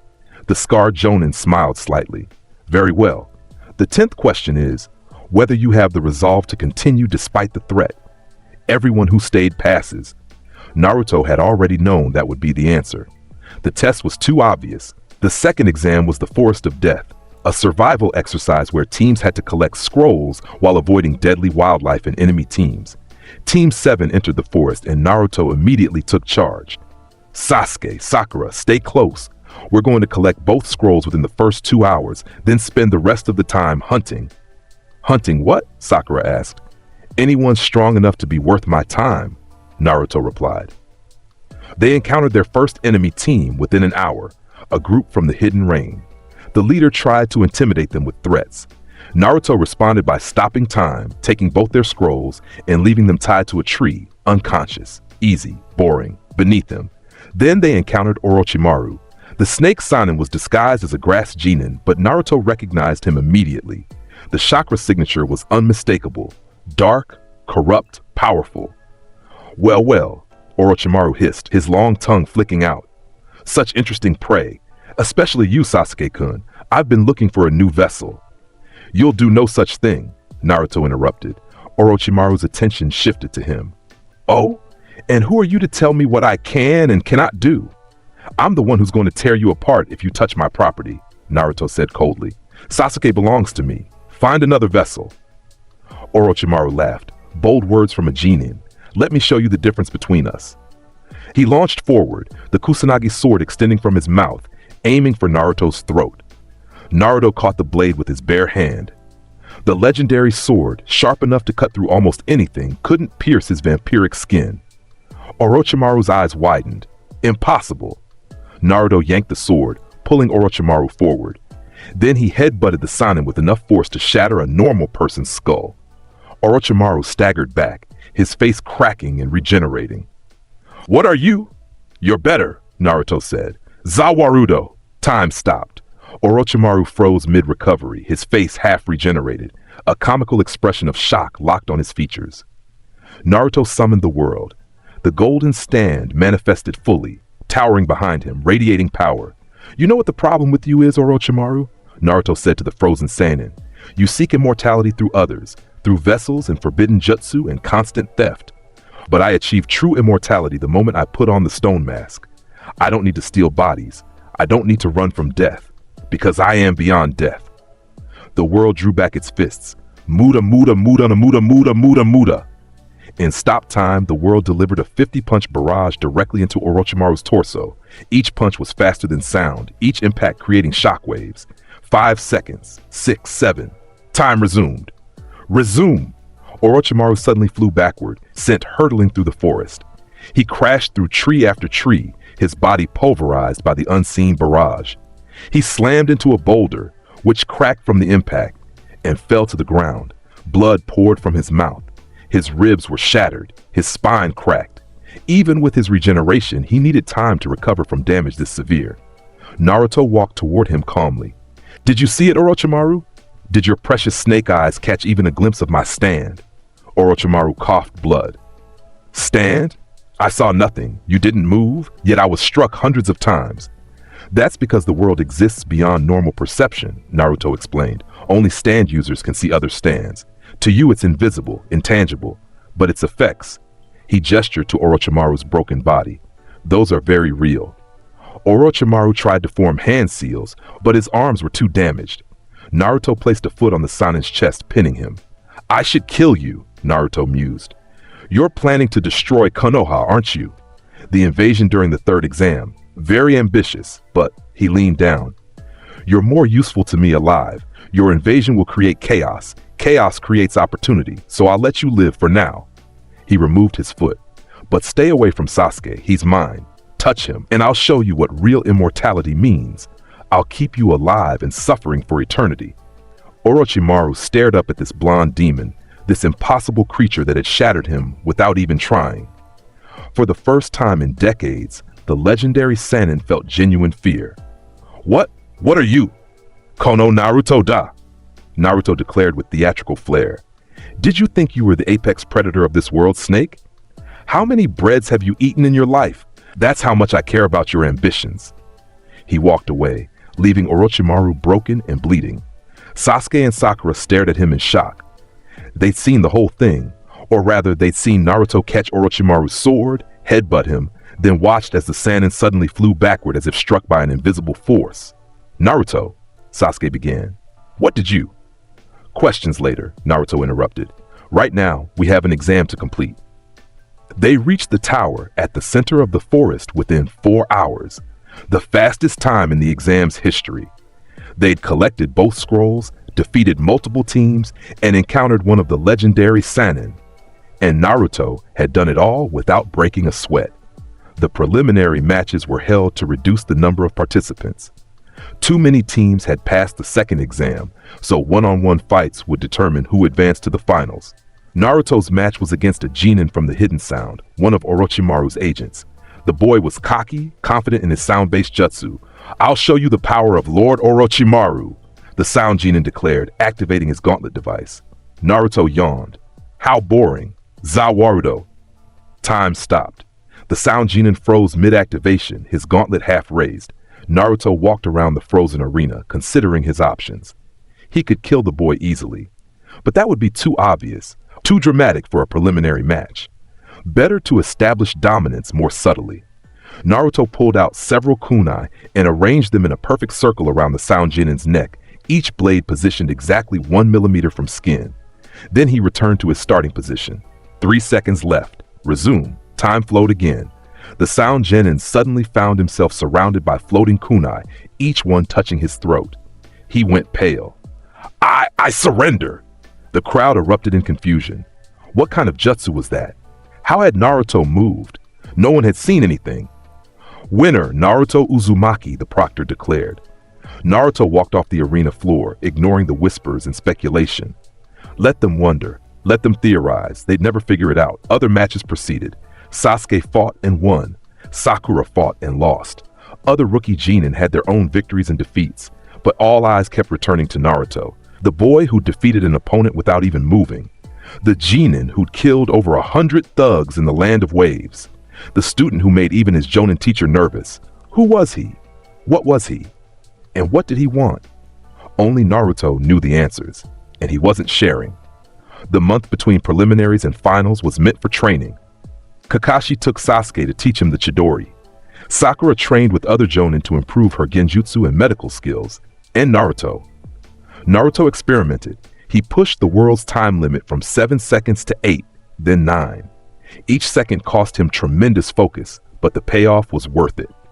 9 seconds of stop time was enough to devastate entire armies. He also refined his other abilities. The vaporization freezing technique became more precise. He could now freeze specific limbs or organs without affecting the rest of the body. The Space Ripper's stingy eyes gained greater range and cutting power, and his thrall network expanded dramatically. He now had dozens of agents throughout Konoha, merchants, civilians, even a few low-rank shinobi. They reported directly to him, feeding him information about village politics, mission assignments, secret operations. He was building an empire in the shadows, and soon that empire would emerge into the light. The finals arrived. The stadium was packed with civilians and dignitaries from across the elemental nations. The Hokage sat in the VIP box with the Kazekage. Though Naruto could sense something wrong about the Kazekage, it was probably Orochimaru in disguise. The matches began. Various Genin fought with impressive techniques, demonstrating the next generation's potential. Then Naruto's match was called. Naruto Uzumaki versus Neji Hyuga. Naruto walked onto the arena floor, hands in his pockets, completely relaxed. Neji descended from the stands, his Byakugan already active, veins bulging around his eyes. I've heard about you, Neji said coldly, the Jinchuriki who thinks himself special, but you're bound by fate just like everyone else. You can't escape destiny. Destiny? Naruto repeated, sounding amused. Fate? These are the words of someone who's given up control of their own life. Tell me, Neji, do you actually believe in predestination, or is that just an excuse for your own weakness? Neji's expression darkened. The Hyuga clan's curse is proof that fate exists. I was born into the branch family, marked with this seal. He pointed to his forehead. And there's nothing I can do to change it. That's fate. How pathetic, Naruto said with genuine disgust. You've been given eyes that can see through anything, a body trained in one of the most powerful taijutsu styles, and tremendous natural talent, and yet you waste all of it crying about your circumstances. He smiled coldly. Let me teach you something about fate, Neji, about destiny. Neji activated his Byakugan fully. Spare me your speeches. I'll show you the difference between... Zawarudo. Time stopped. Neji froze mid-sentence, his Byakugan locked on Naruto's position. The crowd froze, the Hokage froze, even the wind froze. Naruto walked through the frozen world, approaching Neji slowly. You want to talk about fate? About destiny? Let me tell you about mine. He pulled out dozens of kunai from his pouch. One by one, he positioned them around Neji's body, at the throat, the heart, the eyes, the liver, the spine, all the vital points.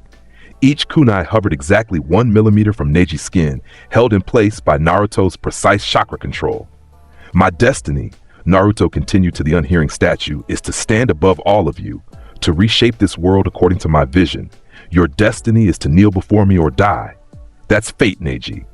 Not the weakness you've convinced yourself to accept, but the inevitable result of power meeting powerlessness. 8 seconds had passed. 1 second left. Naruto returned to his original position. Resume. Time flowed.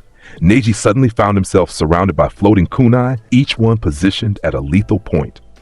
His Byakugan could see them all, could see the chakra threads holding them in place, could see the precision required for such a technique, and he could see that moving even slightly would drive multiple blades into vital organs. What? Neji's voice was barely a whisper. How? Move and you die, Naruto said calmly. Surrender or learn what true fate means. The crowd was silent, stunned. Even the Byakugan couldn't explain what had just happened. Neji had been standing alone, and then suddenly he was trapped in a cage of death. Neji tried to rotate, to activate his 8 trigrams palm rotation defensive technique. But the moment he began to move, the kunai pressed closer, drawing pinpricks of blood. He froze again. I surrender, Neji said quietly. The proctor declared Naruto the winner. The kunai fell harmlessly to the ground as Naruto released the chakra threads. And Neji stood there, defeated without being struck once. His entire philosophy shattered. Remember this day, Naruto said as he walked past Neji. Remember that fate is just another word for the choices we make and the power we wield. You chose to be weak. I chose to be strong. That's the only difference between us. He left the arena to thunderous applause, but not everyone was cheering. Some were afraid, some were suspicious, and some, like Orochimaru in his Kazekage disguise, were taking notes. This boy was dangerous, more dangerous than anyone realized. And soon, everyone would know it. The finals continued. Sasuke won his match through clever tactics. Other genin displayed impressive skills, but none of it mattered compared to what happened next. During the break between matches, Orochimaru's invasion began. Sound and Sand Ninja attacked from all directions. Genjutsu fell over the civilian crowd, putting them to sleep. Anbu mobilized to defend the Hokage. Chaos erupted throughout the village. Naruto stood in the stadium, watching it all with a smile. Perfect. Absolutely perfect. This was the chaos he needed, the opportunity he'd been waiting for. The third Hokage confronted Orochimaru, recognizing his student despite the disguise. They battled on the rooftop, jutsu clashing, the old teacher facing his wayward student one final time. Naruto could have helped, could have stopped the invasion with his power. But why would he? This served his purposes perfectly. While everyone was distracted by the invasion, Naruto's thralls were moving throughout the village, seizing key positions, gathering intelligence, consolidating his hidden power base. He watched as the four-sound ninja summoned a barrier, trapping the Hokage and Orochimaru inside. He watched as Hiruzen fought desperately against his former student, growing weaker with each passing moment, and when the old man finally sacrificed himself using the Reaper Death Seal, taking Orochimaru's arms but failing to fully kill him, Naruto felt nothing. The third Hokage had been kind to him once, had given him a name, a place to live, basic necessities. But that kindness was just a tool to control the Jinchuriki, to keep the Nine Tails as thy container loyal to Konoha. Now he was dead, and Naruto would use that death to his advantage. The invasion eventually failed. The Sound and Sand Ninja retreated. Konoha counted its losses. Hundreds of shinobi dead, thousands of civilians injured, and the Hokage gone. The village mourned. They held a funeral for Hiruzen Sarutobi, honoring his sacrifice and leadership. Naruto attended the funeral, playing his role perfectly. He stood with his team, looking appropriately sad, shedding tears that meant nothing. But inside, he was planning, calculating. The power vacuum left by the third Hokage's death would create opportunities. Danzo would make his move for power. The council would debate who should become the fifth Hokage. Factions would form, alliances would shift, and in that chaos, Naruto would rise. But first, there was one more thing he needed to do. One more person who needed to learn their place in the new order, Sasuke Uchiha. 2 weeks after the invasion, Sasuke came to a decision. Orochimaru's curse mark, placed on him during the Forest of Death exam, whispered promises of power. The Snake Sanen's agents approached him with offers. Join Orochimaru, and he'd gain the strength to kill Itachi. Naruto had been waiting for this. He'd known Sasuke's obsession with revenge would eventually drive him to Orochimaru, and he'd allowed it to happen because it served his purposes. Late one night, Sasuke packed a small bag and headed for the village gates. He planned to defect to the Sound Village, to abandon Konoha in pursuit of power. The fifth Hokage, Tsunade newly appointed, dispatched a retrieval team to bring him back. Shikamaru led the team, with Choji, Neji, and others following, but Naruto intercepted them at the village gates. "Stand down," he said quietly. "I'll handle this." "Naruto, this isn't just your mission," Shikamaru started. "Stand down." The killing intent that accompanied those words made Shikamaru's legs weak. "Sasuke is mine to deal with. Go home. That's an order." "You're not our commanding officer," Neji said, activating his Byakugan. "We have orders from the Hokage." Naruto's eyes glowed red. He released just a fraction of his true presence, and all 5 members of the retrieval team fell to their knees, gasping for breath. "Do you really want to test me?" Naruto asked softly. "Do you want to find out what happens when you stand between me and what's mine?" Shikamaru, the smartest of the group, recognized the danger immediately. "Everyone fall back. Now, that's an order." They retreated, and Naruto continued alone. He caught up to Sasuke at the Valley of the End, the famous waterfall valley where the first Hokage had defeated Madara Uchiha generations ago. Sasuke stood on one of the massive statues, looking back at Konoha. "I knew you'd come," Sasuke said without turning around. "You can't let me go, can you? Because you've been treating me like your property this whole time." "Because you are my property," Naruto confirmed.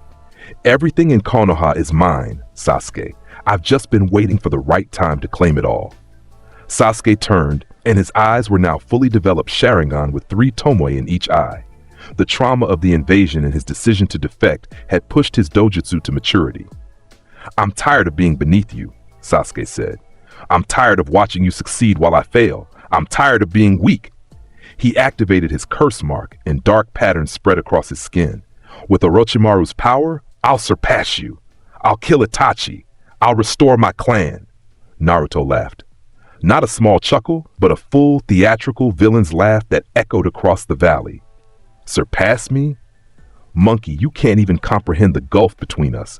But if you want a demonstration," he cracked his knuckles, "I'll show you the difference between a shinobi and a god." Sasuke didn't waste words. He charged, Chidori lightning crackling in his palm. Chidori! The lightning blade thrust toward Naruto's heart. It was Sasuke's strongest technique, capable of piercing through almost any defense. Naruto didn't move, didn't dodge, didn't block. The Chidori struck his chest directly, and did absolutely nothing. Sasuke's eyes widened as the lightning dispersed harmlessly against Naruto's skin. "What? My body is beyond flesh now," Naruto explained calmly. "Chakra-based attacks like that tickle me at best. Did you really think lightning could harm a vampire lord?" Sasuke jumped back, trying to process this information. Then he activated his curse mark to level 2. His skin turned dark gray, wings erupted from his back, and his chakra multiplied several times over. "If that won't work, then this will." He formed hand seals. Fire style, grand fireball jutsu. A massive ball of flame, 20 feet in diameter, erupted from Sasuke's mouth and engulfed Naruto completely. When the flames cleared, Naruto stood there completely unharmed. His skin had already regenerated from any minor burns, his vampiric healing working instantly. "Is that all?"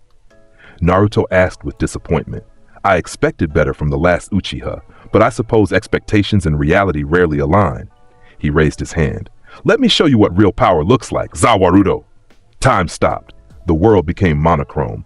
Sasuke froze mid-breathing, his curse mark active, his Sharingan spinning uselessly. Naruto walked around the frozen Uchiha, studying him critically. "You wanted power so badly that you were willing to abandon everything. Your home, your teammates, your remaining bonds, all for the chance to kill your brother." The world manifested behind him, golden and magnificent. "But you'll never kill Itachi, Sasuke. Do you know why? Because I won't allow it. Itachi is a piece on the board, same as you, and I don't let my pieces move without permission." He looked around the valley, then smiled. An idea formed. Naruto had Donbern. The world pick up a massive boulder, one of the smaller pieces that had broken off from the statues. The stand lifted it overhead, muscles bulging with inhuman strength. 4 seconds had passed. 5, 6, 7, 8. Naruto positioned himself carefully, then screamed, "Road Roller Da!" Or in this case, Boulder Da. 9 seconds. Time resumed. Resume. Sasuke suddenly saw a massive boulder falling from directly above him. His Sharingan could see it, could track its descent, but his body couldn't react fast enough. The boulder crashed down on top of him. The impact created a crater in the ground, dust and debris exploding outward. When it cleared, Sasuke was pinned beneath the massive rock, his curse-mark wings crushed, his bones broken, blood leaking from his mouth. But the curse mark kept him alive, regenerating his wounds slowly. Naruto walked over and placed a foot on the boulder, looking down at Sasuke's broken form. "This is the world, Sasuke," he said calmly. "Not just my stand, but my reality. In this world, I am the absolute authority. I decide who lives, who dies, who suffers, and who prospers." He pressed down slightly, and Sasuke screamed as more bones cracked. "Your Sharingan cannot see it. Your jutsu cannot harm it. Your curse mark cannot protect you from it. This is the ultimate power, the power to stop time itself and move freely within that stop time." Naruto released the pressure slightly, and Sasuke gasped for breath. "I could kill you right now," Naruto continued. "I could drain every drop of blood from your body, add your Sharingan to my collection, and leave your corpse for the crows. But I won't. Do you know why?" Sasuke managed to croak out, "Why?" "Because you're more useful to me alive," Naruto said. "You're the last Uchiha. You have political value. You're also a constant reminder to Konoha of what happens when obsession consumes you, a useful cautionary tale." He leaned down closer. "But most importantly, I enjoy watching you struggle. I enjoy seeing you try so hard to catch up, only to fall further behind. It's entertaining." He reached down and placed his hand on Sasuke's face. The life drain began, but Naruto only took a little, enough to weaken Sasuke, enough to assert dominance, but not enough to kill. "Your life belongs to me now," Naruto whispered. "You don't die until I allow it. You don't live unless I will it. Go to Orochimaru if you wish. I'll allow that. Learn his techniques, grow stronger, think you're becoming powerful." He smiled. "But know that no matter how strong you get, you'll always be beneath me. Because I'm not just stronger than you, Sasuke. I'm a different category of being entirely." He lifted the boulder with the world's strength and tossed it aside. Sasuke lay there, broken and bleeding, his curse mark trying desperately to heal the damage. "Make your choice," Naruto said. "Stay in Konoha as a loyal shinobi, or go to Orochimaru seeking power. Either way, you remain mine. Either way, you've already lost." He walked away, leaving Sasuke lying in the crater. Behind him, Sasuke struggled to his knees. Tears of rage and humiliation streaked down his face. He'd activated the curse mark level 2. He'd used his strongest techniques. He'd fought with everything he had. And Naruto had crushed him like an insect, without even trying, without even getting hit once. I surrender." Sasuke whispered to the empty air. He crawled back toward Konoha, broken in body and spirit. The defection attempt had failed. And Sasuke Uchiha had learned that some gaps in power could never be bridged. Naruto returned to Konoha alone. He reported that he'd intercepted Sasuke and convinced him to return home. Technically true, if one generously interpreted convinced to include brutally dominated. Tsunade listened to his report, studying him carefully with her experienced eyes.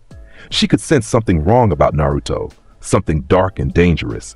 But like Kakashi and the third Hokage before her, she had no concrete evidence of wrongdoing. "You've done well," she said finally. "Bringing Sasuke back without killing him shows maturity and restraint. I understand the value of assets," Naruto replied smoothly. "Sasuke is more useful alive than dead." The way he said assets made Tsunade's skin crawl. But again, nothing actionable. "Dismissed," she said. Naruto left the Hokage Tower and walked through the village streets. It was late evening, the sun setting over Konoha. Citizens were heading home from work, children playing in the streets, ninja returning from missions, all of them oblivious to the predator in their midst. Naruto climbed up to the Hokage monument and sat on the fourth Hokage's head, his father's head, though that connection meant nothing to him now. He looked out over Konoha, this village that had hated him, scorned him, treated him like garbage his entire childhood. This village that now depended on him without realizing it. His thrall network was extensive now. Dozens of agents in key positions throughout the village infrastructure. He had merchants who controlled trade routes. He had shinobi who fed him classified information. He had civilians who worshipped him as a hero after the Land of Waves incident. He didn't need to conquer Konoha through violence. He was already conquering it through manipulation and control. Every day, more people fell under his influence. Every day, his web of power grew stronger. Soon, he wouldn't need to hide. Soon, he could reveal himself fully, and the village would have no choice but to accept his rule. Because by then, he'd be so integrated into Konoha's power structure that removing him would collapse the entire system. "This is only the beginning," Naruto said to the empty sky. His voice carried theatrical menace, echoing across the monument. "I've spent 13 years being looked down upon, being hated, being treated as less than human." He stood, spreading his arms wide as if embracing the entire village. "But those days are over. Now I stand above you all. Now I see you for what you truly are, monkeys playing at civilization, insects building anthills and calling them kingdoms."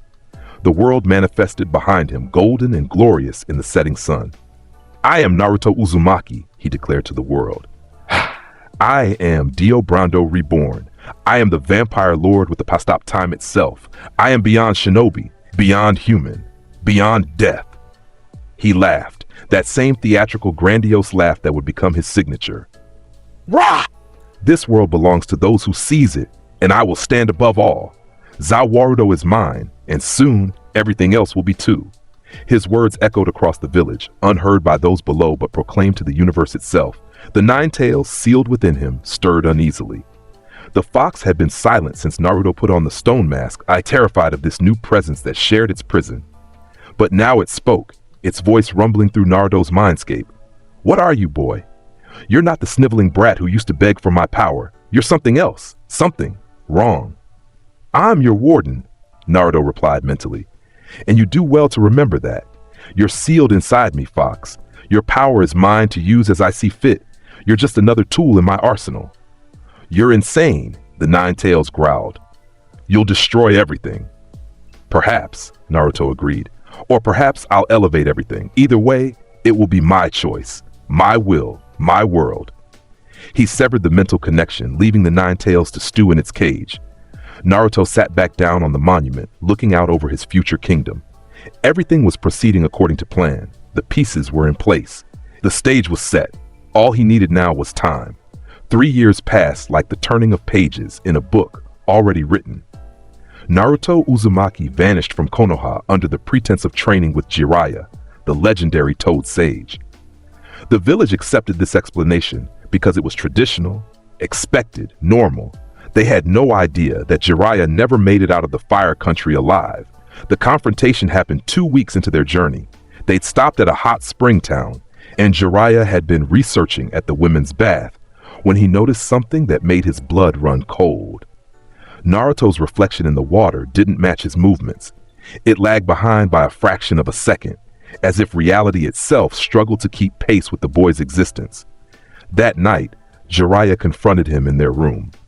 "What are you?" the sage asked, eyes hard. "And don't give me that innocent act.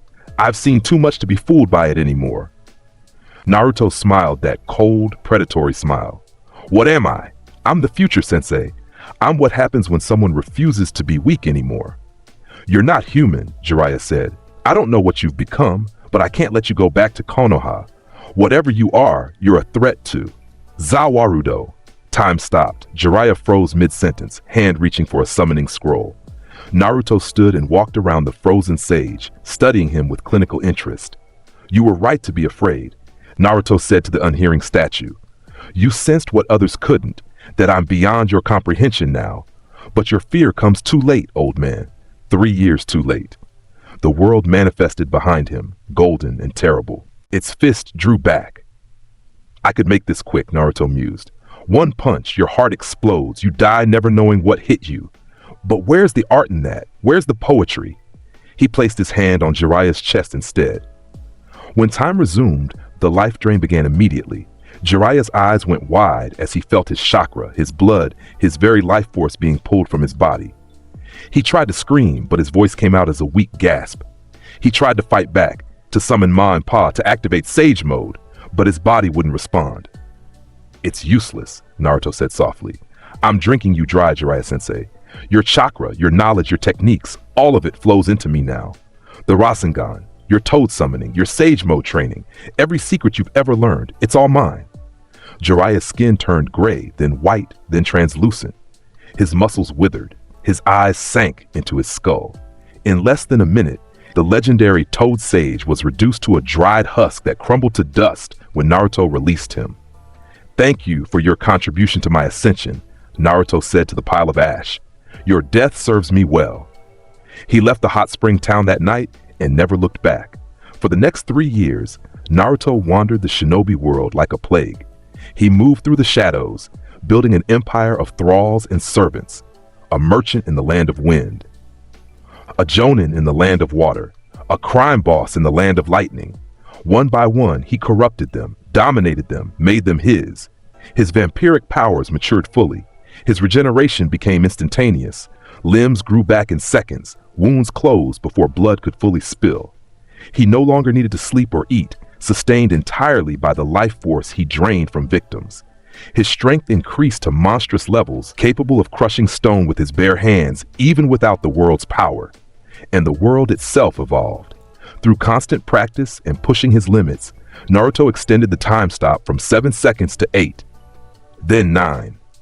Each additional second required months of training, of focusing his vampiric will into the stand, of learning to exist in that frozen space between moments.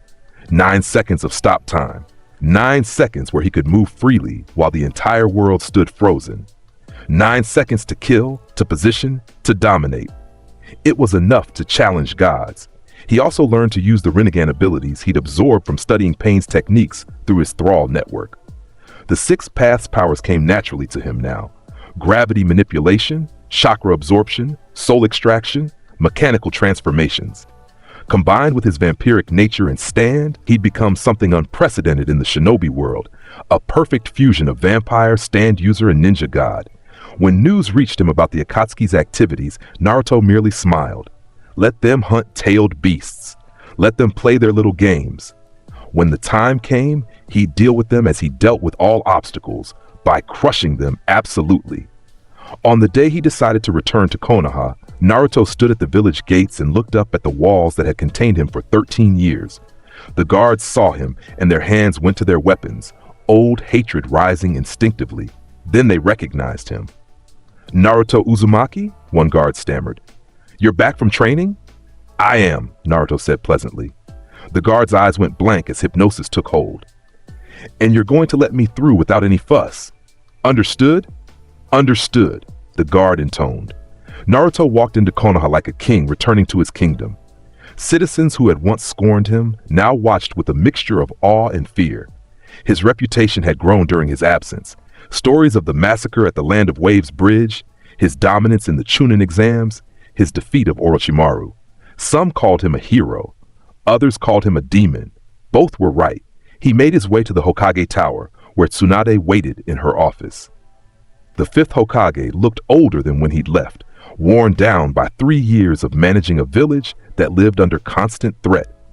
"Naruto," she said carefully, "you're back earlier than expected. Where's Jiraiya?" "Dead," Naruto replied simply. "We were ambushed by Akatsuki agents.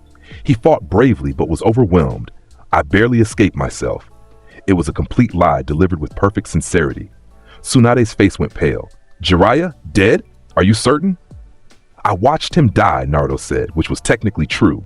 "I'm sorry I couldn't save him, Hokage-sama, but I did continue my training as he would have wanted. I've grown much stronger in these 3 years." Tsunade studied him with her medical ninja expertise, and what she saw disturbed her. Naruto's chakra had changed fundamentally. It felt colder, darker, more controlled. His body showed no signs of the wear that 3 years of hard training should have caused. And his eyes, those blue eyes, held something ancient and terrible. "I'll need to verify your story," Tsunade said. "Send scouts to confirm." "By all means," Naruto interrupted smoothly. "Though I suspect you'll find nothing. Akatsuki are thorough about disposing of evidence. But that's not why I'm really here, is it? You want to assess whether I'm a threat." Tsunade's hand moved toward a kunai. "And are you?" Naruto smiled. "Only to your enemies, Hokage-sama. I'm a loyal Konoha shinobi. I just happen to be the most powerful one alive." It wasn't a boast. It was a statement of fact delivered with absolute confidence. And that confidence made Tsunade's instincts scream danger. "You're dismissed," she said finally. "Report to Kakashi for reassignment to active duty. And Naruto, I'll be watching you closely. I expect nothing less, Naruto replied. He left the Hokage Tower and made his way through the village to Team 7's old meeting spot at the bridge.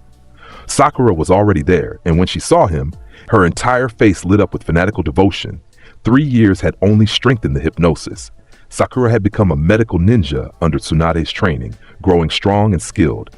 But her loyalty to Naruto had become absolute, unshakable, religious in its intensity. Naruto-kun, she breathed, and there was worship in her voice. You've returned to us. I have, Naruto said.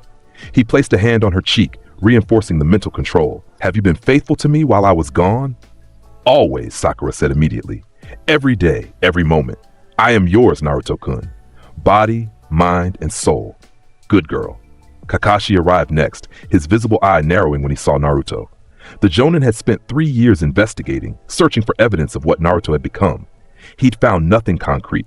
Naruto's thralls were too well hidden, his crimes too perfectly concealed. But Kakashi knew. Deep in his gut, he knew this boy was dangerous. Naruto, Kakashi said neutrally. Welcome back. Where's Jiraiya? He didn't make it, Naruto replied with feigned sadness. Akatsuki killed him. I continued training on my own. Kakashi's Sharingan activated instinctively, studying Naruto's chakra. What he saw made his blood run cold. Naruto's chakra network had changed completely. It was denser, darker, more refined than any ninja Kakashi had ever encountered. And there was something else, something that existed around Naruto, but that the Sharingan couldn't quite see. A presence, a power beyond chakra. I see, Kakashi said carefully. We'll need to test your current abilities. Make sure you're ready for active duty. Of course, Sensei, Naruto said with false respect. Though I think you'll find I've progressed beyond your expectations. Sasuke was the last to arrive, and the change in him was dramatic. 3 years with Orochimaru had made him stronger, faster, more skilled. His Sharingan had 3 Tomoe in each eye now, and his chakra reserves had increased significantly. But when he saw Naruto, all that confidence evaporated. Sasuke remembered the Valley of the End, remembered being crushed beneath a boulder, remembered the absolute casual dominance Naruto had displayed. 3 years of training had been driven by one question: could he close the gap? Looking at Naruto now, Sasuke knew the answer. The gap had widened. Sasuke, Naruto said pleasantly, still chasing revenge? Still trying to catch up to me? I've gotten stronger, Sasuke said, voice tight. I've mastered techniques you couldn't imagine. Have you? Naruto's smile was predatory. Then perhaps we should test that claim, later when we have time, for old time's sake. The threat in those words made Sasuke's hands shake. He wanted to refuse, wanted to walk away, but his pride wouldn't let him. He'd spent 3 years training to surpass Naruto, to prove himself. He couldn't back down now. Whenever you're ready, Sasuke forced out. Kakashi stepped between them. That's enough. We're a team again. Let's act like it. But everyone there knew the truth. They weren't a team. They were a predator, his prey, his thrall, and his unwilling witness. Team 7 had become a cage, and Naruto held all the keys. Their reunion was cut short by an explosion in the distance. The village alarm began to sound, a high, piercing wail that meant only one thing: attack. Naruto's enhanced senses picked up the details immediately. 2 intruders, both with massive chakra signatures, moving through the village toward the Hokage Tower. He recognized one of the signatures instantly: Akatsuki. How convenient, Naruto murmured. They've come to me. Team 7 raced toward the disturbance, along with dozens of other ninja responding to the alarm. They arrived to find 2 figures in black cloaks with red clouds standing in the middle of a destroyed street: Deidara, the blonde bomber from the hidden stone, and Sasori, the puppet master from the hidden sand. There he is, Deidara said, pointing at Naruto with a manic grin. The Nine-Tails Jinchuriki. Let's make this quick so I can get back to my art. Yeah! Sasori's puppet body creaked as he moved. Eliminate all witnesses. Capture the target. Standard protocol. Konoha ninjas surrounded them, ready to fight. Kakashi stepped forward, Sharingan active. You're surrounded by the entire village. Surrender now and Zawarudo. Time stopped. The world became monochrome. Every ninja froze mid-movement. Kakashi mid-sentence. Sasuke reaching for a kunai. Sakura forming hand seals. Even Deidara and Sasori stood frozen, unaware that time itself had ceased. Naruto walked through the frozen tableau, hands in his pockets, completely relaxed. He circled around the two Akatsuki members, studying them with clinical interest. Deidara, he mused to the frozen bomber. C1 through C4 explosives, culminating in that ridiculous suicide technique. A one-trick pony who calls destruction art. How tedious. He moved to Sasori. And you, the eternal puppet, transferred your heart into a puppet core to achieve immortality. Pathetic. You think that makes you immortal? You're just a parasite living in a corpse. Let me show you what real immortality looks like. The world manifested behind him, golden and magnificent. Its eyes burned with power as it assessed the frozen Akatsuki members. 5 seconds have passed, Naruto counted. Let's make this educational. The world's fist drew back, then lanced forward with impossible speed. It punched through Sasori's chest puppet, the Hiruko, and tore out the puppet core hidden inside. The stand's fingers closed around the core, crushing it slowly. 6 seconds. Naruto walked behind Deidara and placed his hand on the bomber's back, activating the vaporization freezing technique. Ice began to spread from the point of contact, creeping across Deidara's skin. 7 seconds. The world positioned itself for a barrage, fists raised. 8 seconds. Naruto returned to his original position, standing calmly with his hands in his pockets. 9 seconds. Resume. Time flowed again. Deidara suddenly screamed as ice exploded across his entire body, flash freezing him solid. His clay bombs froze mid-detonation, becoming useless. The ice spread so fast that Deidara became a statue before he could even process what was happening. Simultaneously, Sasori's Hiruko puppet collapsed as its core was crushed into dust. The puppet master's true body, a puppet resembling a young boy, emerged from the wreckage, only to find the world's fists already in motion. Muda, muda, muda, muda, muda, muda, muda, muda. The barrage was invisible to everyone watching, but its effects were devastatingly visible. Sasori's puppet body was pulverized, each punch creating holes, breaking limbs, shattering his core. In less than 3 seconds, the legendary puppet master was reduced to splinters and scrap. The world delivered one final punch, and Sasori's head separated from his body, flying through the air before shattering against a wall. Naruto walked over to the frozen Deidara and flicked the ice statue with one finger. The entire thing shattered into thousands of pieces. The surrounding ninja stared in absolute shock. The battle had lasted less than 10 seconds. 2 S-rank criminals, members of the legendary Akatsuki organization, had been annihilated without landing a single attack. And Naruto stood in the center of the carnage, barely breathing hard. "Ree!" Naruto's laugh echoed across the destroyed street. "You hunt the Nine Tails? I am the predator here. The fox is just a pet I keep caged inside me. You pathetic insects thought you could capture me?" He turned to address the entire crowd of watching ninja. "Let this be a message to the Akatsuki, to their leader, to anyone who thinks I'm prey to be hunted. I am Naruto Uzumaki, and I am beyond your comprehension. Send your strongest, send your armies, send your gods. They will all fall before me." The world manifested fully for everyone to see, though only stand users could perceive it. To the watching ninja, it appeared as if a golden aura surrounded Naruto, shimmering with power that made their instincts scream danger. "This is the world," Naruto declared. "The manifestation of my power, my will, my dominance over reality itself. And it is absolute." Kakashi stepped forward carefully. "Naruto, what did you just do? They didn't even see you move." "Didn't they?" Naruto asked innocently. "Or perhaps they were simply too slow to perceive it. The gap between us isn't just in power, Kakashi-sensei. It's in the very nature of our existence. You live in a world bound by time. I exist beyond it." He walked toward the Hokage Tower, leaving the stunned crowd behind. Sakura followed immediately, devotion shining in her eyes. Sasuke stared after him, hands clenched into fists, rage and fear warring in his heart, and Kakashi watched, understanding with terrible clarity that the monster he'd feared Naruto would become had fully awakened. In the Hokage's office, Tsunade listened to the reports with growing dread. 2 Akatsuki members eliminated in seconds. Witnesses describing a golden presence around Naruto, invisible but palpable. Claims that Naruto had moved so fast that time itself seemed to stop. "He's out of control," one of the council members said.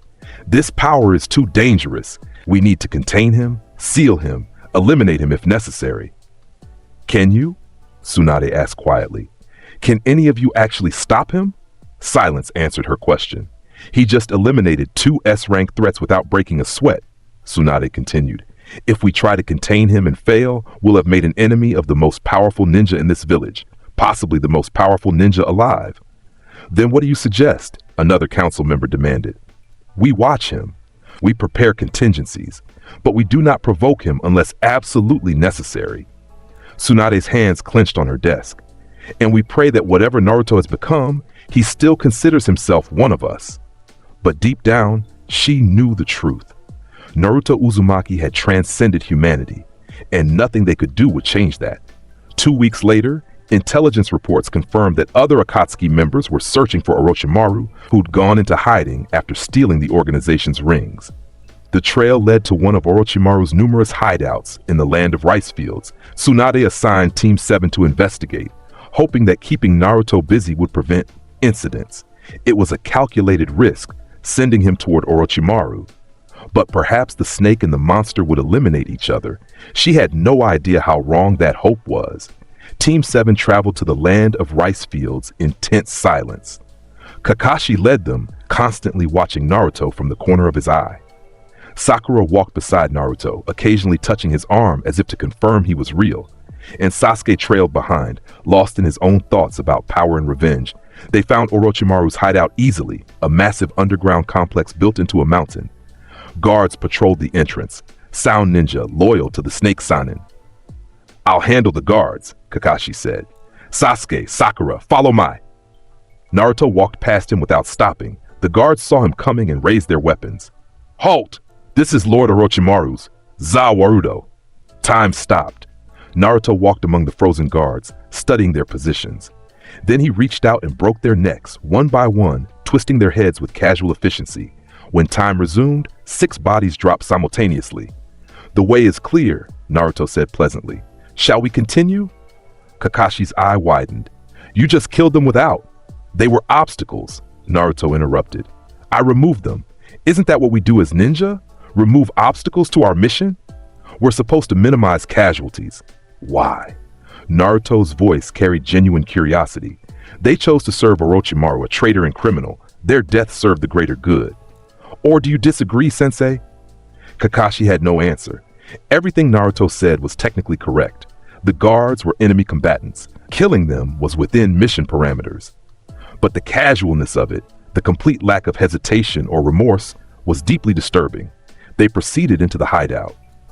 The complex was a maze of corridors and chambers, each containing experiments and abominations. Orochimaru's attempts to achieve immortality through genetic manipulation and forbidden jutsu.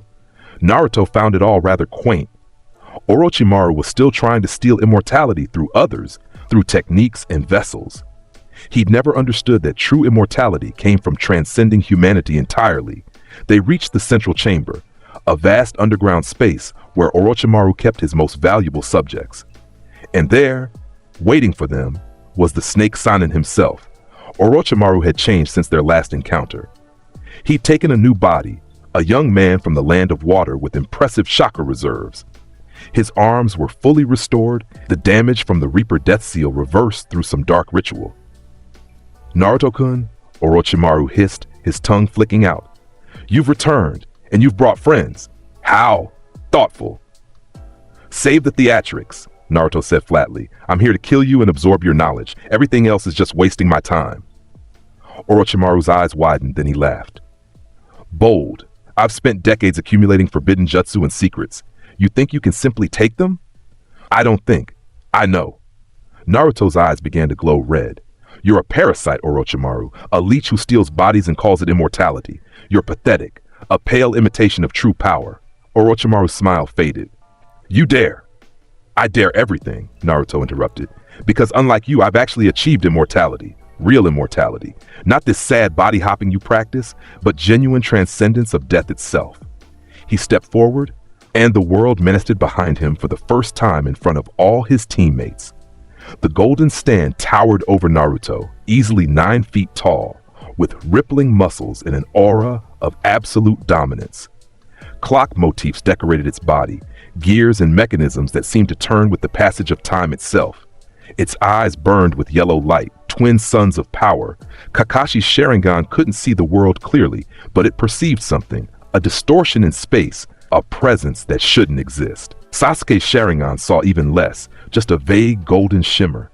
But both Uchiha felt the pressure, the weight of power that made their instincts scream danger. What is that? Orochimaru whispered, genuine fear creeping into his voice. This is the world, Naruto declared, the manifestation of my soul, my stand, and it is beyond anything you've ever encountered, Snake. Orochimaru formed hand seals with blinding speed. We'll see about that. 8 branches technique. His body erupted into a massive white serpent with 8 heads, each one the size of a building. The hydra-like form filled the chamber, its heads weaving through the air, mouths open to reveal fangs dripping with venom. Impressive, Naruto admitted.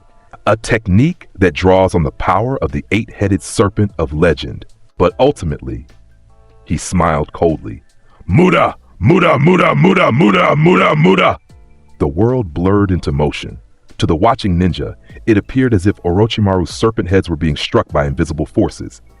Each head exploded in sequence, spraying blood and gore across the chamber. The world's fists moved faster than the eye could follow, each punch devastating, each impact creating shockwaves. In less than 5 seconds, all 8 heads were destroyed. Orochimaru's true body emerged from the neck of the central serpent, gasping for breath. He tried to escape, tried to shed his skin, and flee through the complex's escape tunnels. Zawarudo! Time stopped. Orochimaru froze mid-slither, half transformed, mouth open in a silent hiss. Naruto walked around the frozen snake, shaking his head in disappointment. You were supposed to be one of the legendary Sannin, Naruto said. One of the most dangerous ninja alive. But in the end, you're just another stepping stone on my path to godhood. He raised his hand, focusing his vampiric power. Space Ripper stingy eyes activated, pressurized fluid beams that could cut through almost anything. 5 seconds, 6 seconds, 7 seconds. The beams shot out, piercing through Orochimaru's frozen body at multiple points, heart, lung, spine, brain. Each beam created a perfect hole, cauterized and deadly. 8 seconds, 9 seconds. Naruto returned to his original position. Resume. Time flowed again. Orochimaru suddenly found himself impaled by invisible beams, holes punched through his vital organs. He tried to regenerate, tried to activate his healing techniques, but the damage was too severe, too precise. He collapsed, blood pooling beneath him. Naruto walked over and placed his hand on Orochimaru's face. The life drain began immediately. Your knowledge, Naruto said as he drank. Your jutsu, your secrets, all of it flows into me now. Snake summoning, body modification techniques, curse marks, forbidden jutsu, the location of your other hideouts, your remaining experiments, your plans. Everything you are becomes part of me. Orochimaru's skin turned gray, then white. His eyes sank into his skull. His muscles withered. In less than a minute, the legendary snake Sannin was reduced to a dried husk. Naruto stood licking his lips. Delicious, the taste of ambition and forbidden knowledge. Thank you for your contribution, Orochimaru-sensei. He turned to his teammates who stood frozen in shock and horror. The mission is complete, Naruto said pleasantly. Orochimaru is dead. Shall we return to Konoha? Kakashi found his voice first. You just absorbed him, drank his blood, his very life. I did, Naruto confirmed. And now I possess all his knowledge. Every jutsu he ever learned, every secret he ever discovered. Isn't that a valuable intelligence asset for Konoha? That's not how it works, Kakashi shouted. You can't just murder people and steal their knowledge. Can't I? Naruto tilted his head, genuinely curious. I just did. And who will stop me, sensei? You? The Hokage? The entire village? His eyes glowed brighter. We both know the answer. No one can stop me. No one will stop me, because I am beyond your laws now. Sakura stepped forward, placing a hand on Naruto's arm. Naruto-kun did what was necessary. Lord Orochimaru was a threat to Konoha. Now he's gone. We should be celebrating. Her devotion was absolute, unshakable. She truly believed every word. Sasuke said nothing. He stared at Orochimaru's dried corpse, thinking about power, about the gap between him and Naruto, about everything he'd sacrificed to chase strength. And he realized with terrible clarity that no matter how hard he trained, no matter what techniques he learned, he would never close that gap. Because Naruto wasn't just stronger, he was something fundamentally different, something beyond human. They left the hideout in silence. As they walked through the corridors, Sasuke made a decision. He would still kill Itachi. That goal remained. But Naruto was a problem for another day. For now, survival meant not provoking the monster. They emerged from the complex into sunlight. Kakashi immediately sent a message back to Konoha via summoning. Orochimaru eliminated. Naruto responsible. Situation critical. Advise. The response came hours later. Return immediately. Hokage summons Team 7. When they reached Konoha 3 days later, they found the village in chaos. Not from external attack, but from internal upheaval. During their absence, Akatsuki had struck again. Not at Konoha, but at the hidden sand village, extracting the one tail from Gaara. The Kazekage had been on the verge of death when emergency aid from Konoha, led by Tsunade herself, had saved him using a forbidden medical technique. But the rescue had come at a cost. Several Konoha ninja had been killed in the operation, and Akatsuki's boldness was escalating. They're targeting all the tailed beasts, Tsunade explained in her office. According to our intelligence, they've already captured several. The 9 tails is their ultimate goal. And she looked directly at Naruto, which means you're their primary target. Let them come, Naruto said with a smile. I welcome the challenge. It's been so long since I faced opponents worth my time. This isn't a game. Tsunade slammed her fist on the desk. Akatsuki has members as strong as the Sannin. If they all attack at once, they'll die, Naruto interrupted calmly. All of them. One by one or all together, it makes no difference. They cannot defeat me, Hokage-sama. No one. Tsunade wanted to argue, wanted to order him to take this seriously. But looking into those cold blue eyes, she knew he was telling the truth. Naruto genuinely believed himself invincible. The terrifying part was that he might be right. We have a more immediate problem, Tsunade said, changing subjects. Kakashi's report says you consumed Orochimaru, absorbed his life force and knowledge. I did, Naruto confirmed. How? Trade secret, Naruto replied with a smile. But if it helps, I now possess all of Orochimaru's forbidden jutsu, including information about Akatsuki's membership and plans. Would you like me to share that intelligence? Tsunade was trapped and knew it. She needed that information. But accepting it meant tacitly approving Naruto's methods. Report, she said finally. For the next hour, Naruto shared everything he'd absorbed from Orochimaru's mind. Names of Akatsuki members, their abilities, their goals, the location of their base, plans for extracting tailed beasts, backup hideouts, financial backers. It was an intelligence windfall unlike anything Konoha had ever received. This is invaluable, Tsunade admitted. With this information, we can prepare countermeasures, warn other villages, coordinate defenses. You're welcome, Naruto said. I live to serve Konoha after all. The way he said it made it clear he was mocking them, but the information was too valuable to refuse. Dismissed, Tsunade said. All of you except Naruto. When the others had left, Tsunade activated privacy seals around her office. Then she looked at Naruto with weary eyes. I know what you are, she said quietly. I don't understand it. I don't know how it happened, but I know you're not human anymore. Not really. Do you? Naruto asked, interested. The question is, what are you going to do? Are you still loyal to Konoha? Or are we just, what did you call us? Assets? Naruto considered the question seriously. I'm loyal to my own interests, Hokage-sama. Right now, those interests align with Konoha's survival. I have investments here, people who serve me, a power base. It benefits me to keep this village intact. And when your interests no longer align with ours, Naruto smiled, then you'll have a problem you can't solve, but we're not there yet. For now, we work together. I protect Konoha from Akatsuki and other threats. You allow me to operate freely. Everyone benefits. And if I refuse, if I try to stop you, then you die, Naruto said simply, along with anyone else who stands in my way. But it won't come to that, will it? Because you're smart enough to recognize when you're outmatched. Tsunade's hands clenched on her desk. Every instinct screamed at her to fight, to resist, to defend her village from this monster. But her mind knew the truth. Naruto was right. She was outmatched. The entire village was outmatched. Get out, she said quietly. Naruto stood, heading for the door. Then he paused and looked back. For what it's worth, Hokage-sama, I do respect you. You're strong, intelligent, and you genuinely care about this village. That's admirable, even if it's ultimately futile. He smiled. Keep doing your job. Keep protecting Konoha. And I'll keep being your ultimate weapon. We can make this arrangement work." He left, and Tsunade sat alone in her office, feeling older than she'd ever felt before. She'd failed to protect the village from this internal threat, failed to find a way to contain or control Naruto, failed to prevent the monster from awakening. All she could do now was manage the situation and pray that Naruto's interests continued to align with Konoha's survival. It was a bitter pill to swallow, but it was the only option available. 3 months passed. Naruto continued taking missions, building his power, expanding his network. His reputation grew with each success. Teams began requesting him specifically because his presence guaranteed mission success. Enemy ninja fled at the sight of him. Merchants paid premium rates for his protection. He was becoming legendary, and legends attracted attention.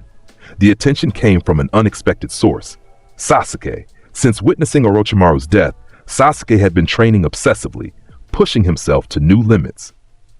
He'd unlocked the Mangekyo Sharingan by confronting the truth about Itachi, that his brother had been ordered by Konoha's leadership to massacre the Uchiha clan to prevent a coup. The revelation had filled Sasuke with rage. Rage at Konoha for ordering the massacre, rage at Itachi for executing it, and rage at himself for being too weak to prevent any of it. That rage had awakened the Mangekyo, eyes that granted incredible power at the cost of eventual blindness. Sasuke didn't care about the cost. He cared about power, about finally closing the gap with Naruto, about proving he wasn't inferior. So he challenged Naruto to a fight. A real fight, no holds barred, to settle once and for all who was stronger. Naruto accepted with amusement.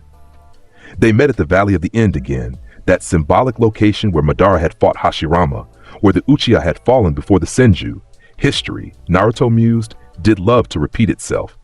Sasuke stood on one of the massive statues, Mangekyo Sharingan spinning. Black flames flickered around his body. Amaterasu, the inextinguishable fire that burned everything it touched. "I've surpassed you," Sasuke declared. "These eyes see through everything. These flames burn anything. I am the ultimate Uchiha, and you will bow before my power." Naruto laughed. Not the theatrical villain laugh, but genuine amusement. "Bow? Sasuke, you still don't understand. The gap between us isn't measured in techniques or bloodline limits. It's measured in the fundamental nature of our existence." He spread his arms wide. "But please, show me this power you're so proud of. Entertain me." Sasuke roared and activated his Susanoo, a massive skeletal warrior made of chakra that surrounded him like armor. The purple construct drew a bow, firing arrows of concentrated chakra at Naruto. Naruto didn't move. The arrows struck him directly, piercing through his chest, his arms, his legs. Sasuke's eyes widened. "I got him!" The wounds regenerated instantly. Naruto pulled the arrows out of his body like they were splinters, flesh knitting back together before blood could even fall. "Really?" Naruto asked, disappointed. "That's your ultimate technique? I've tanked worse from random chunin." Sasuke snarled and wrapped himself fully in Susanoo, which grew to its complete form, a 50-foot-tall warrior with armor and weapons. He drew the sword of Tatsuka, a legendary blade that could seal anything it pierced. "This sword will seal you," Sasuke shouted. "You can't regenerate if you're sealed in eternal genjutsu." He swung the massive blade at Naruto. Zawarudo! Time stopped. The sword froze mid-swing, inches from Naruto's head. Sasuke froze inside his Susanoo, Mangekyo eyes locked in determination. Naruto walked around the frozen attack, studying the sword of Tatsuka with interest. "A sealing blade. Interesting. If it hit me, it might actually be problematic. But that's a big if, Sasuke." The world manifested, matching Susanoo's size. The golden stand towered beside its master, radiating power that made the air shimmer. "Let me show you what a real stand can do," Naruto said. "Muda, muda, muda, muda, muda." The world's fists became a blur, punching Susanoo repeatedly. Each impact created cracks in the chakra construct. The armor splintered, the bones fractured. 5 seconds, 6 seconds, 7 seconds. More punches, Susanoo's sword arm shattered, the Tatsuka blade falling toward the ground in frozen time. 8 seconds, 9 seconds. One final punch aimed directly at Sasuke's position inside Susanoo. Resume. Time flowed again. Susanoo exploded. The chakra construct couldn't withstand the barrage and disintegrated completely. Sasuke was sent flying backward, blood spraying from his mouth. He crashed through the waterfall, tumbling down the cliff face. Naruto appeared beside him before he hit the ground, catching him casually. "Did you see it, Sasuke?" Naruto asked conversationally. "Did your Mangekyo perceive anything? Did you see my stand? Did you understand what happened?" Sasuke coughed blood. "You... Stop, time. Very perceptive. Your Sharingan is impressive. Most can't even comprehend what I do." Naruto set Sasuke down on a rock, almost gently. "But comprehension and capability are different things. You saw me stop time, but you can't stop me from doing it. That's the difference between us." He placed a hand on Sasuke's chest, and black flames erupted from Sasuke's body. Amaterasu, turning back on its caster. "These flames burn everything," you said. "Let's test that." The black fire consumed Sasuke, and he screamed. Naruto watched impassively as the Amaterasu burned, eating through Sasuke's clothing, his skin, his muscle. Then Naruto waved his hand, and the flames dispersed. He'd absorbed them using the Preta Path ability he'd stolen from studying Pain's techniques. Sasuke lay on the ground, burned and broken but alive.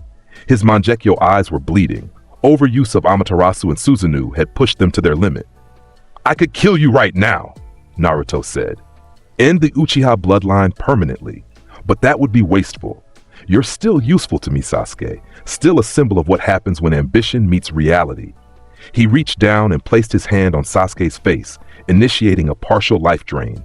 Not enough to kill, but enough to weaken, enough to assert absolute dominance. "Your life belongs to me," Naruto whispered. "You exist because I allow it. You draw breath because I will it. Never forget that." He left Sasuke lying in the dirt, broken in body and spirit once again. As Naruto walked away, he felt empty. He'd hoped Sasuke would provide a real challenge, something to test his limits. But it had been disappointingly one-sided. No one in this world could challenge him anymore. Not the Akatsuki, not the villages, not even the legendary Uchiha. He needed something more, someone stronger. And soon, that challenge would come. 6 months after Naruto's return to Konoha, the situation escalated dramatically. Pain attacked. The 6 paths of pain descended upon Konoha like a biblical plague. They came from all directions simultaneously. Animal path summoning massive creatures, Asura path firing missiles, Preta path absorbing defensive jutsu, human path extracting souls from defenders, Naraka path restoring fallen bodies, and Deva path commanding them all with gravitational power. The village was being destroyed systematically. Buildings crumbled, ninja died, civilians screamed and fled, fire and blood painted the streets. And Naruto watched it all from the Hokage monument. He sat cross-legged on his father's stone head, chin resting on his hand, observing the carnage below with detached interest. The world stood behind him, motionless, waiting. "Naruto!" a voice screamed from below. Sakura appeared, using chakra-enhanced jumps to reach him. "The village is being destroyed. We need your help." "Do we?" Naruto asked mildly. "I seem to recall this village hating me for 13 years. Called me demon, monster, wished I'd never been born. Why should I save them now?" "Because you're one of us," Sakura pleaded. "Because it's the right thing to do." "The right thing?" Naruto laughed. "Morality is just a construct created by the weak to limit the strong. There is no right thing, Sakura. There's only power in those who wield it." Below, another building collapsed. More screams echoed upward. "Please, Naruto-kun," Sakura begged, tears streaming down her face. "I know you're better than this. I know you care." "You know nothing," Naruto interrupted coldly. "You see what I allow you to see. You believe what I make you believe. Your devotion is just hypnosis wearing a mask of love." The casual cruelty of those words made Sakura flinch. But she didn't leave. "Then do it for me," she said quietly. "If you won't save the village for itself, save it for me. Please, Naruto-kun, I'm begging you." Naruto studied her for a long moment. Then he smiled. "Very well. Not because of morality or loyalty or any of those tedious human emotions, but because pain interests me. A man who believes he can force peace through overwhelming violence. I want to see what he's capable of before I crush him." He stood, and the world manifested fully, golden and terrible in the afternoon sun. "Let's go introduce ourselves to a god." Naruto descended from the monument like a falling star, landing in the center of the destroyed village. The 6 paths of pain converged on his position immediately, recognizing the 9 tails Jinchuriki. "Naruto Uzumaki," Deva Path said in a monotone voice. "Come with us peacefully, and we will minimize collateral damage. Collateral damage? Naruto gestured to the burning buildings, the corpses, the devastation. You've already destroyed half the village. Your definition of minimize needs work. Resistance is futile, Devapath continued. You cannot defeat all 6 paths simultaneously. Can't I? Naruto's smile widened. Let me tell you something about inevitability, Pain. You believe your power makes you invincible. You believe your philosophy makes you righteous. You believe your mission makes you God. The world appeared behind him, radiating power. But I've met gods. I've killed gods. And you're not even close to that level. Animal Path was the first to attack, summoning a massive 3-headed dog, a giant bird, and a centipede the size of a building. They charged at Naruto from 3 directions, jaws open, ready to tear him apart. Zawarudo. Time stopped. The summons froze mid-charge, mouths open, claws extended. Naruto walked between them calmly, studying each creature. Impressive summons, he mused, but ultimately just larger targets. He activated Space Ripper Stingy Eyes. The pressurized fluid beam shot out, decapitating all 3 summons in frozen time. Their heads separated from their bodies, blood suspended in the air. 3 seconds. 4 seconds. Naruto walked up to Animal Path's frozen form and placed his hand on its chest. 5 seconds. The world punched Animal Path's skull with devastating force, crushing it like an egg. 6 seconds. 7 seconds. Naruto returned to his original position. 8 seconds. 9 seconds. Resume. Time flowed again. The 3 summons' heads fell to the ground simultaneously, their bodies collapsing. Animal Path's head exploded, brain matter spraying across the street. 5 paths remained. Preta Path rushed forward, hands extended to absorb Naruto's chakra. It was the path designed specifically to counter ninjutsu, capable of absorbing any chakra-based attack. Interesting strategy, Naruto said. But tell me, can you absorb this? He grabbed Preta Path's outstretched hands and activated the vaporization freezing technique. Ice exploded from the point of contact, flash freezing Preta Path from the hands inward. The entire body became solid ice in less than 2 seconds, frozen from the inside out. Naruto released his grip, and the ice statue that had been Preta Path shattered into thousands of glittering pieces. Apparently not. Naruto concluded. 4 paths remained. Human Path attacked next, moving with incredible speed to grab Naruto's face. Its special ability allowed it to rip out souls through physical contact, killing instantly while extracting memories. It grabbed Naruto's face successfully. Got you! Human Path began. Then it tried to pull Naruto's soul and encountered nothing. Or rather, it encountered something so vast, so dark, so utterly wrong that Human Path's consciousness recoiled in horror. I told you, Naruto said calmly, his face still gripped by Human Path's hand. I traded my humanity for power. I have no soul for you to extract. I am beyond such limitations. The world appeared behind Human Path, fists raised. Muda, muda, muda, muda, muda, muda, muda. The barrage pulverized Human Path, each punch creating holes in its body. In 3 seconds, it was reduced to shredded meat. 3 paths remained. Asura Path transformed, mechanical parts emerging from its body.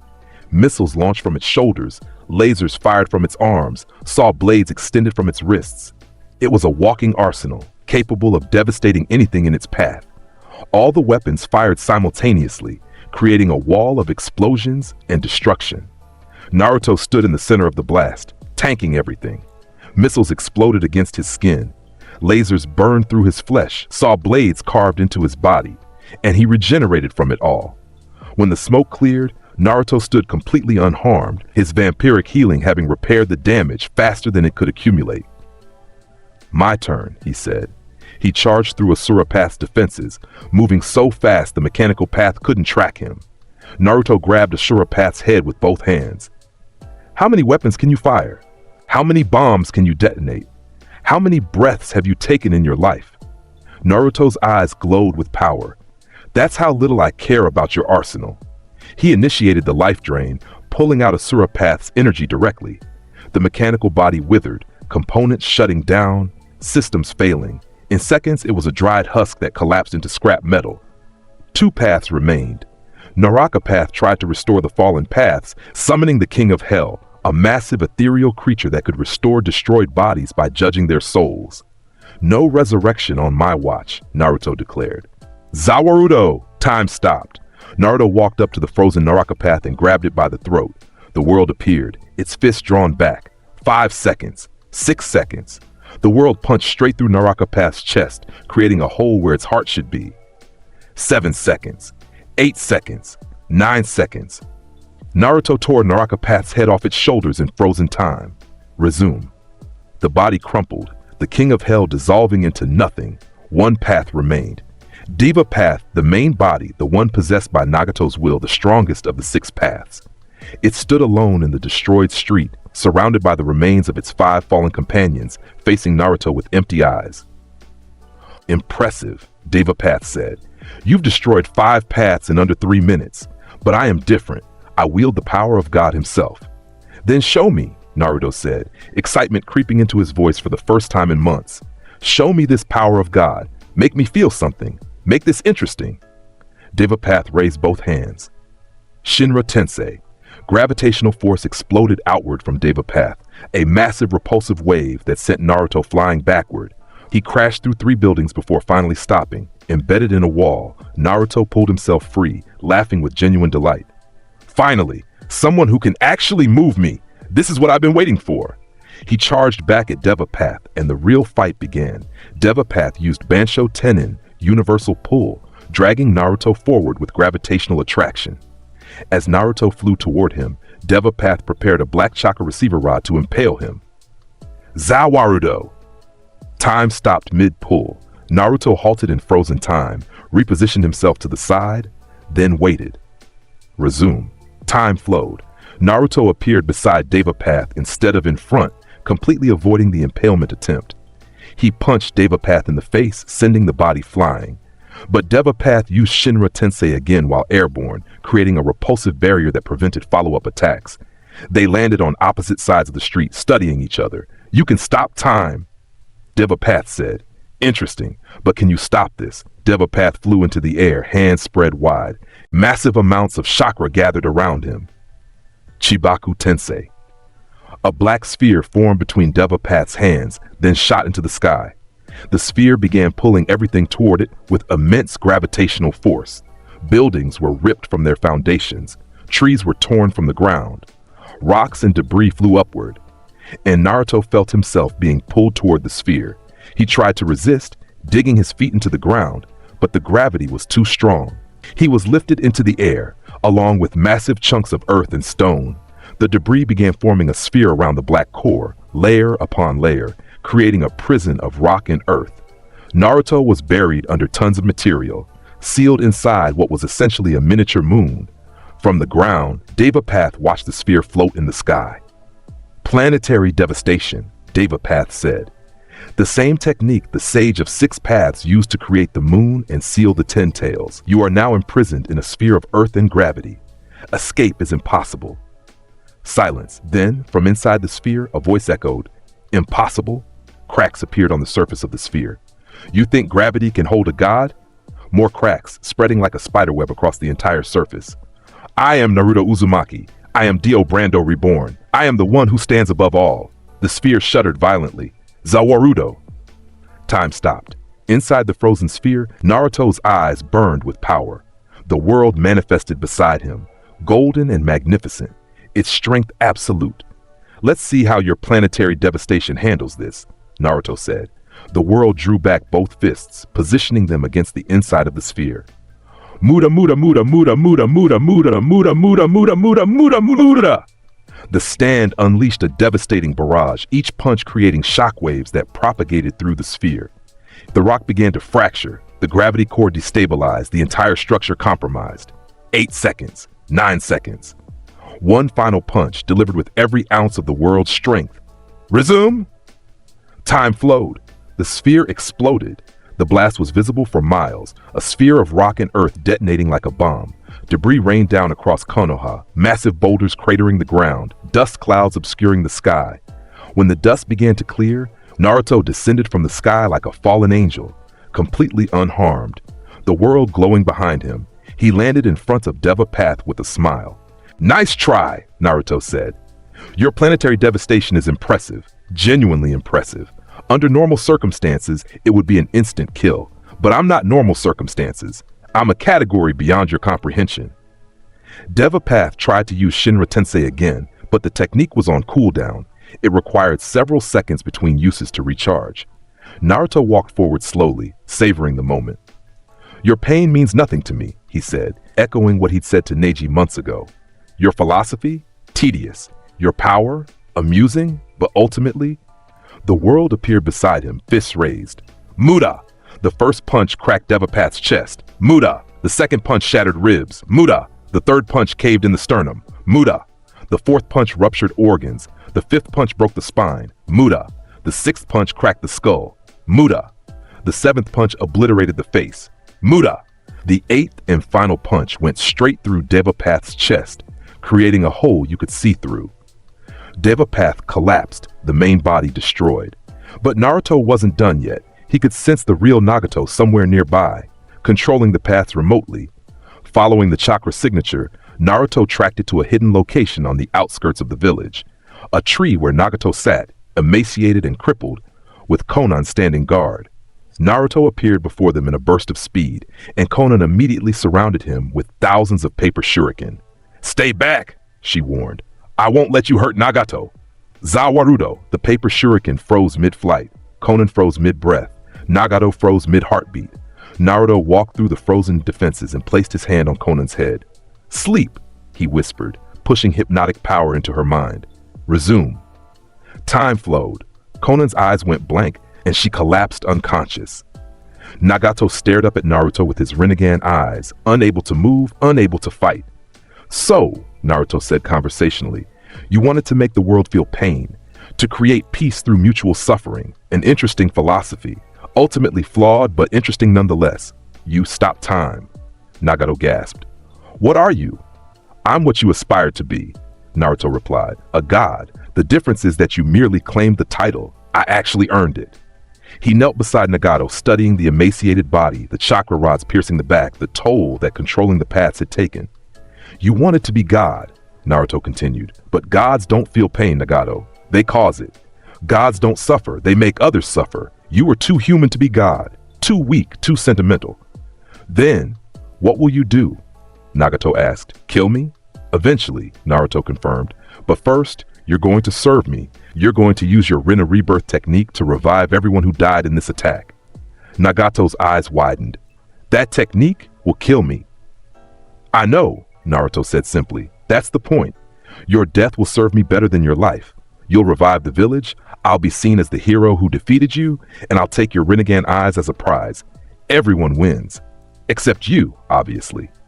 And if I refuse, Naruto smiled coldly, then I'll torture Konan in front of you for days. I'll make her suffering so exquisite, so unbearable, that you'll beg to perform the technique just to end her screams. Your choice, Nagato. Die a martyr or die a broken coward. Either way, you die. Nagato stared at this demon, this monster wearing human skin, and realized he had no real choice. I'll do it, Nagato whispered. I'll revive them, but promise me you'll spare Konan. I promise, Naruto lied easily. She'll live on as my servant, spreading the word of your sacrifice. Isn't that what you'd want?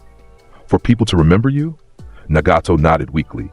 He formed the hand seals for Rinna rebirth, channeling what remained of his life force into the technique. Outer path, Rinna rebirth. Golden light exploded from Nagato's body, spreading across the entire village. Every person who had died in Pain's attack, every ninja, every civilian, every child, suddenly gasped back to life, wounds healed, souls restored. It was a miracle, a genuine miracle performed at the cost of one man's life. Nagato's body withered rapidly, life force depleted. He looked up at Naruto one final time. You'll destroy everything, Nagato whispered. Yes, Naruto agreed, and rebuild it in my image. That's what gods do, Nagato. We create and destroy as we see fit. You just never understood that. Nagato died, body crumpling like paper. Naruto immediately extracted the Rinnegan eyes, taking them for himself. The legendary jutsu would be useful additions to his growing collection of powers.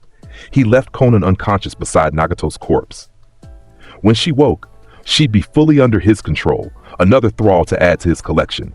Naruto returned to the village center, where the revived population was recovering, confused but alive.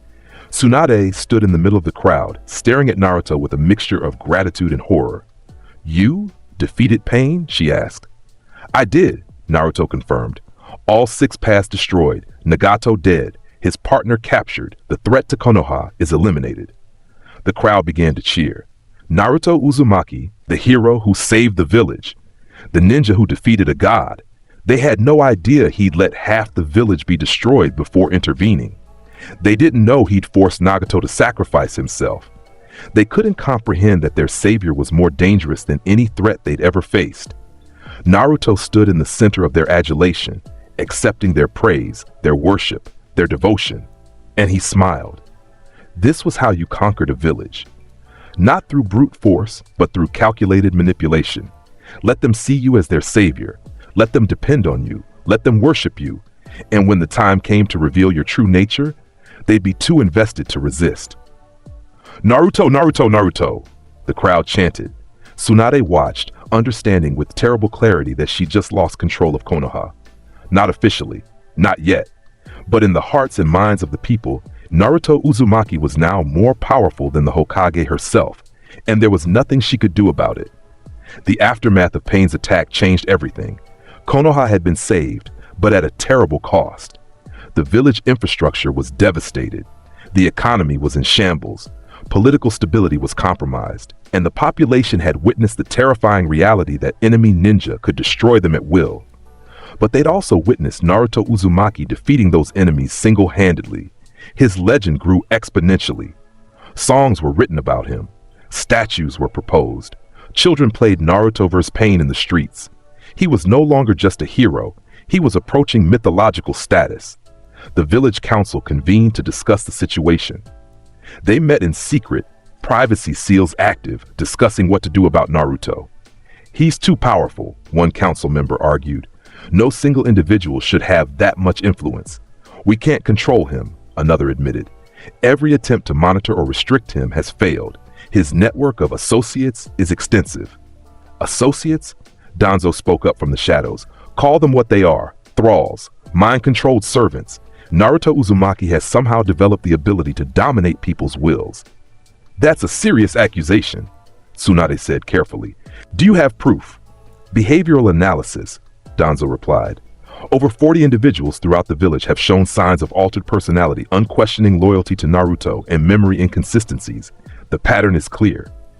Then what do you suggest? Tsunade asked. Elimination, Danzo said bluntly. Before he becomes an existential threat to Konoha. We strike now while he's still. While he's still what? Naruto's voice came from behind them. The council members spun around in shock. Naruto stood in the corner of the room, leaning against the wall casually. The privacy seals should have prevented anyone from entering or eavesdropping. How did you? Tsunade began. I've been here the whole time, Naruto interrupted. Your privacy seals are impressive, for normal ninja.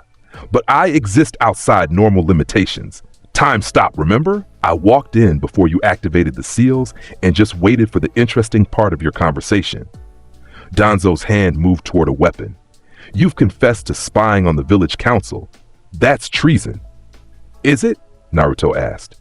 I thought it was called being informed. Besides, Danzo-san, you're hardly in a position to lecture about proper procedures. Should we discuss Root?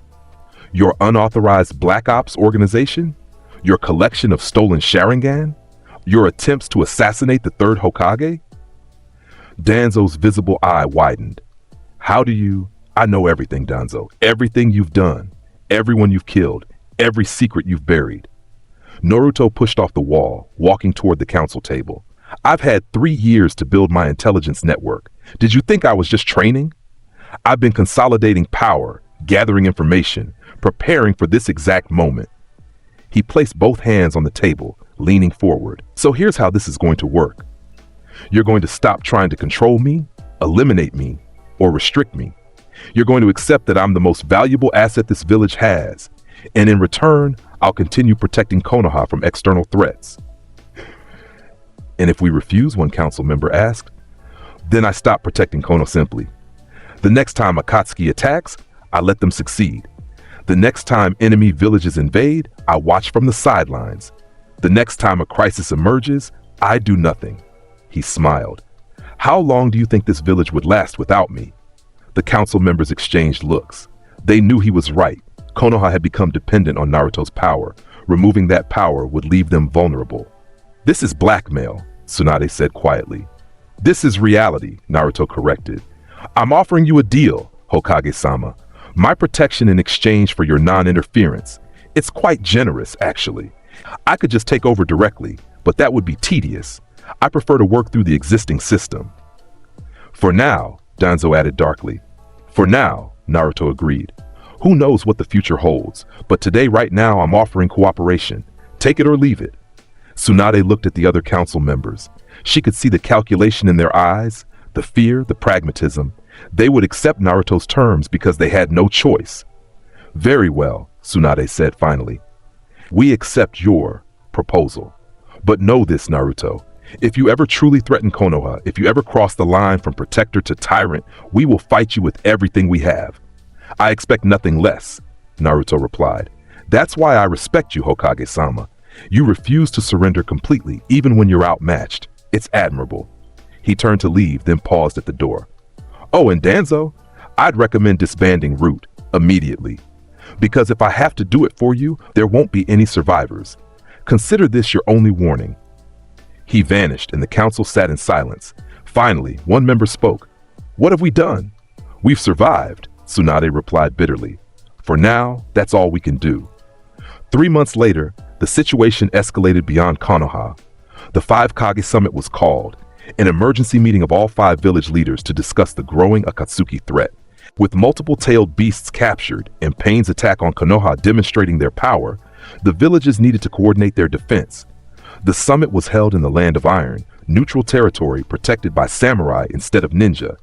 Tsunade attended as the 5th Hokage, bringing a small security detail. Naruto was not officially part of that detail, but he came anyway. You weren't invited, Tsunade told him before they left. I don't need invitations, Naruto replied. I go where I please. The summit convened in a massive chamber with the 5 Kages seated around a central table. Each had brought guards, advisors, and bodyguards. The atmosphere was tense. These 5 individuals represented the most powerful military forces in the world, and they rarely agreed on anything. The 4th Raikage spoke first, his voice booming. We need to coordinate our Jinchuriki protection. Akatsuki has already captured several tailed beasts. If we don't... If I may interrupt, a voice came from the balcony above. Everyone looked up to see Naruto standing there, hands in his pockets, completely casual. Who is that? The Mizukage asked. Naruto Uzumaki, Tsunade said with resignation.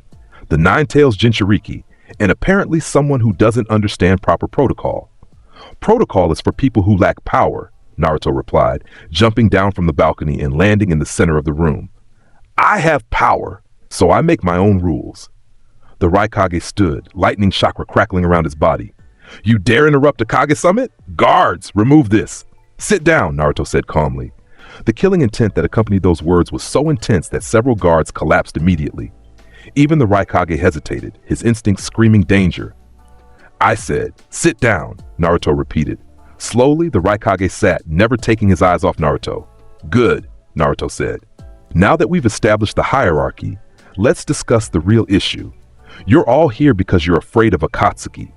Afraid they'll capture the remaining tailed beasts. Afraid they'll use that power to destroy your villages. And you're not afraid? The Tsuchikage asked, floating in his chair. I'm not afraid of anything, Naruto replied simply, because I'm stronger than Akatsuki, stronger than all of you, stronger than any threat this world has produced. Arrogant child, the Kazakai Gaara spoke up. You may be strong, but no one is invincible. Aren't they? Naruto smiled. Shall we test that theory? Any of you, all of you, attack me with your strongest technique. Let's see if you can scratch me. The Kages exchanged glances. This was insane. Fighting in the middle of a summit in neutral territory would cause an international incident. But Naruto's casual confidence was infuriating and terrifying. The Raikage couldn't resist as he activated his lightning release armor to its maximum, then charged at Naruto with blinding speed. His fist, clad in lightning, was powerful enough to shatter mountains. It never connected. Zawarudo. Time stopped. The Raikage froze mid-charge, his fist inches from Naruto's face. Naruto walked around the frozen attack, shaking his head. Speed? That's your trump card? I stopped time. Your speed is literally meaningless to me. He grabbed the Raikage's extended arm and repositioned it, pointing in a different direction. Resume. Time flowed. The Raikage's punch completed, but Naruto wasn't there anymore. The Raikage's fist slammed into the wall, creating a crater. Before the Raikage could recover, Naruto appeared beside him and caught his follow-up punch with one hand. Strength is admirable, Naruto said, but strength without wisdom is just violence. Let me show you the difference. He squeezed, and the Raikage's hand crumbled. Bones shattered, muscles tore. The Raikage, one of the physically strongest ninja alive, screamed in pain. Naruto released him, letting the Raikage stumble back, cradling his destroyed hand. Anyone else want to test me? Naruto asked pleasantly. The Mizukage stood, forming hand seals. Lava release, melting apparition. Acidic lava erupted from her mouth, a technique capable of melting through almost anything. The lava engulfed Naruto completely. When the steam cleared, Naruto stood there completely unharmed. The lava had dissolved his clothing, but not his skin. His vampiric body had regenerated faster than the acid could damage it. Nice try, Naruto said, completely naked now but unconcerned. Anyone else? The Tsuchikage floated forward. You're powerful, I'll grant you that. But can you handle this? Dust release, detachment of the primitive world. A cube of white light formed around Naruto, the particle-style technique that could reduce anything to atoms. It was the Tsuchikage's ultimate technique, capable of killing even immortal beings by breaking them down to their component particles. The cube activated, and Naruto's body began to disintegrate. For a moment, it seemed like the Tsuchikage had won. Naruto's arm dissolved into particles, then his shoulder, then his torso. Then the regeneration kicked in. Flesh rebuilt itself faster than the dust release could destroy it. Naruto's body reformed, atom by atom, faster than the technique could eliminate it. Impressive, Naruto called out from inside the cube. You actually damaged me. That's more than most can claim. He flexed, and the world manifested inside the dust release cube. The stand's fists glowed with power. Muda! One punch shattered the particle-style cube from the inside, dispersing the technique.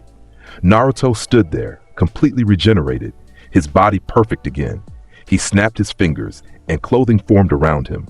He'd learned to use chakra to create basic cloth, a technique absorbed from one of Orochimaru's experiments. I'm done playing, Naruto announced. Now I'll show you what real power looks like. The world appeared fully, towering behind him. This is my stand, Naruto explained to the stunned Kages, the manifestation of my soul and will. It exists beyond your comprehension, beyond your abilities, beyond your understanding, and it is absolute. He pointed at the Tsuchikage. You hurt me. For that, you die first. Zawarudo! Time stopped. Naruto flew up to the frozen Tsuchikage, the world following. The stand drew back both fists. Muda, muda, muda, muda, muda, muda! The barrage pulverized the Tsuchikage in frozen time, each punch creating devastating damage. Bones shattered, organs ruptured, the old man's body was systematically destroyed. Resume. Time flowed. The Tsuchikage suddenly exploded in a shower of blood and bone, his body unable to withstand the barrage that had occurred in zero time from his perspective. The oldest and most experienced of the 5 Kages died without even understanding what killed him. The remaining 4 Kages stared in horror. Anyone else? Naruto asked again. Or have we established sufficiently that I'm beyond your league? Gaara stepped forward, sand rising around him. You've killed a Kage. You've declared war on the entire shinobi world. Have I? Naruto tilted his head. I defended myself against an attack. The Tsuchikage used lethal force. I responded in kind. That's not war. That's self-defense. You're insane, the Mizukage whispered. I'm honest, Naruto corrected. I don't hide behind politics or diplomacy. I simply state the truth. I am more powerful than all of you combined. I could kill every person in this room. I could destroy your villages. I could reshape the shinobi world according to my will. He walked toward the exit, the world dissipating. But I won't. Not yet, because it's not convenient for my plans. So here's what's going to happen. You're going to accept that I exist beyond your control. You're going to stop trying to manage me, contain me, or eliminate me. And in return, I'll let you keep your villages, your positions, your lives. He paused at the door. Oh, and one more thing. You have 1 month to prepare your villages. After that, I'm coming. I'm going to claim what's mine. Your tailed beasts, your secrets, your power, everything. You can resist and die or submit and live. Your choice. This is a declaration of war, the Raikage growled, still cradling his broken hand. This is a declaration of inevitability, Naruto corrected. You cannot stop me. No one can. The only question is how many have to die before you accept that truth. He left, leaving the Kages in stunned silence. After a long moment, Tsunade spoke. I tried to warn you. I tried to tell you he was different, but you didn't listen. What is he? The Mizukage asked. That thing that appeared behind him, that golden warrior. What was that? We don't know, Tsunade admitted. We call it his stand. It seems to be some kind of chakra construct, but it behaves unlike any technique we've ever encountered, and combined with his ability to stop time. We need to unite, Gaara said firmly. Every village, every ninja, if we're going to have any chance of stopping him. You can't stop him, Tsunade said quietly. I've been trying for 3 years. He's beyond us, Gaara, beyond all of us. The best we can do is survive and hope his goals don't involve complete destruction. Then what do you suggest? The Raikage demanded. I suggest, Tsunade said standing, that we prepare for the worst, because Naruto Uzumaki is coming, and when he arrives, the shinobi world as we know it will end. The Kage summit concluded in disaster. The Tsuchikage dead, the remaining Kages terrified, the political landscape shattered, and Naruto returned to Konoha with a smile. Everything was proceeding perfectly. The month Naruto had given them passed quickly.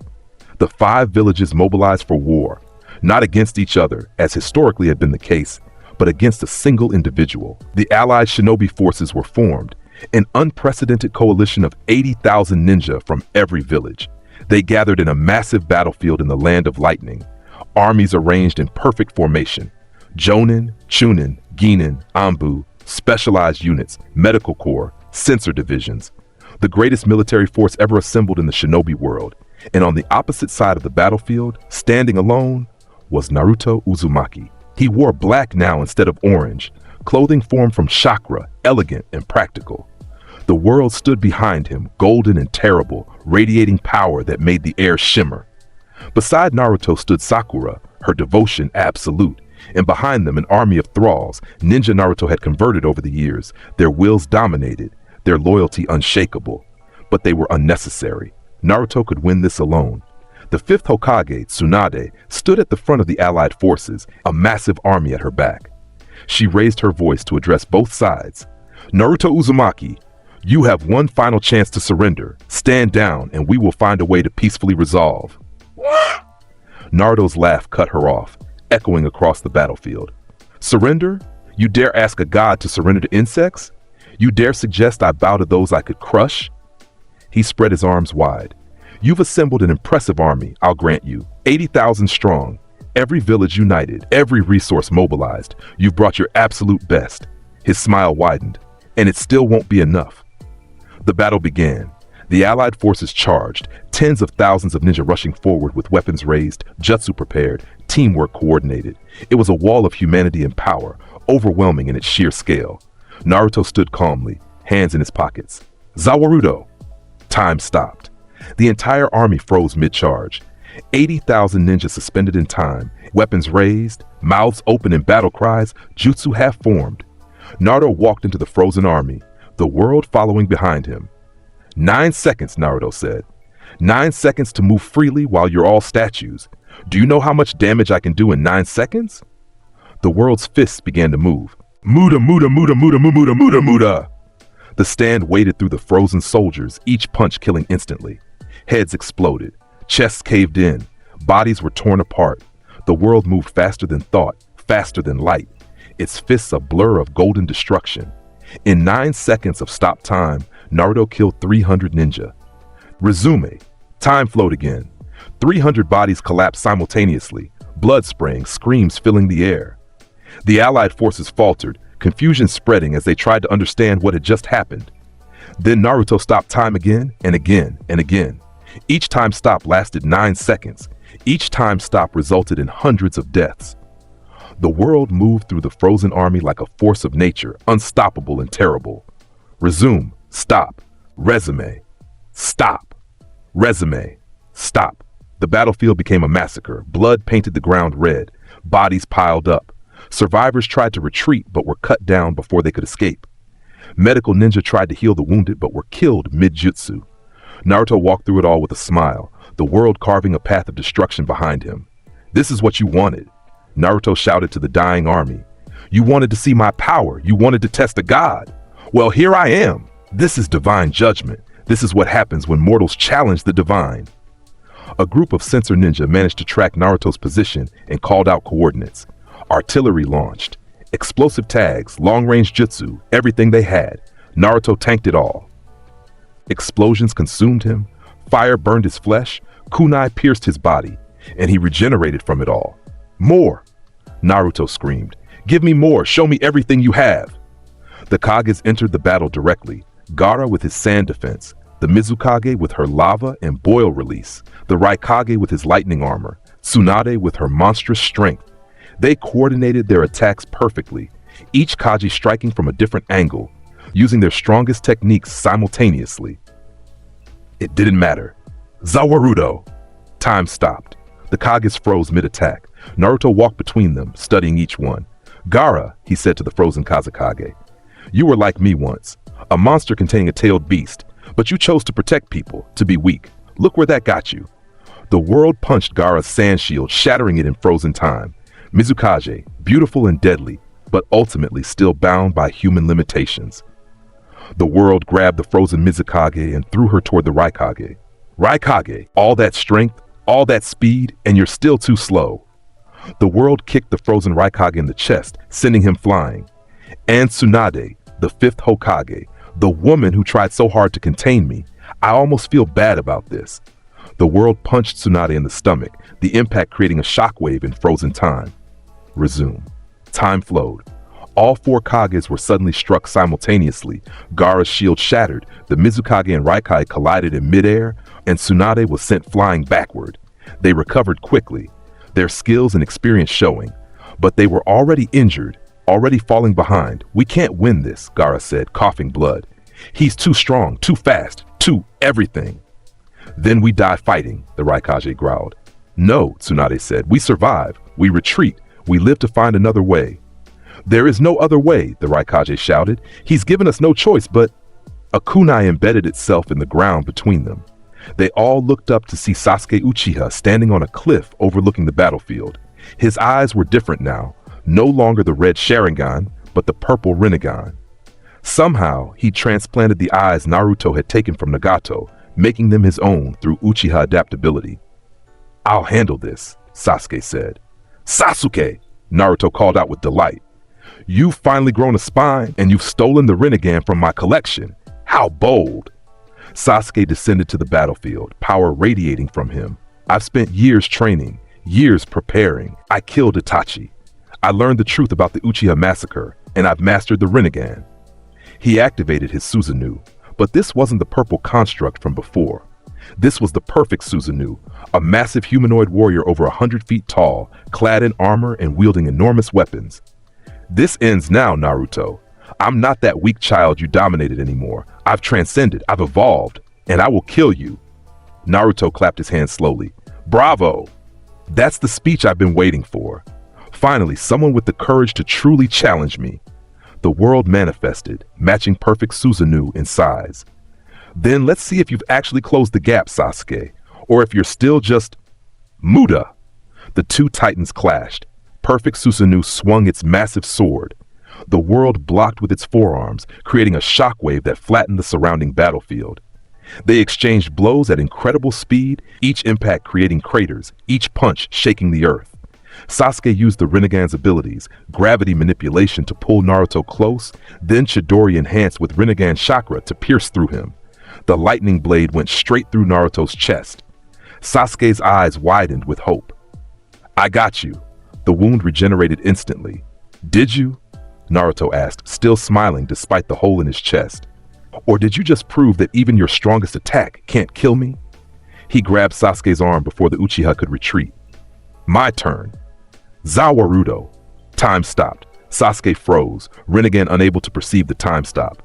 The world drew back its fist inside frozen time. "You trained for years. You mastered the Rinnegan. You created the perfect Susanoo. You did everything right, Sasuke, and you still can't beat me.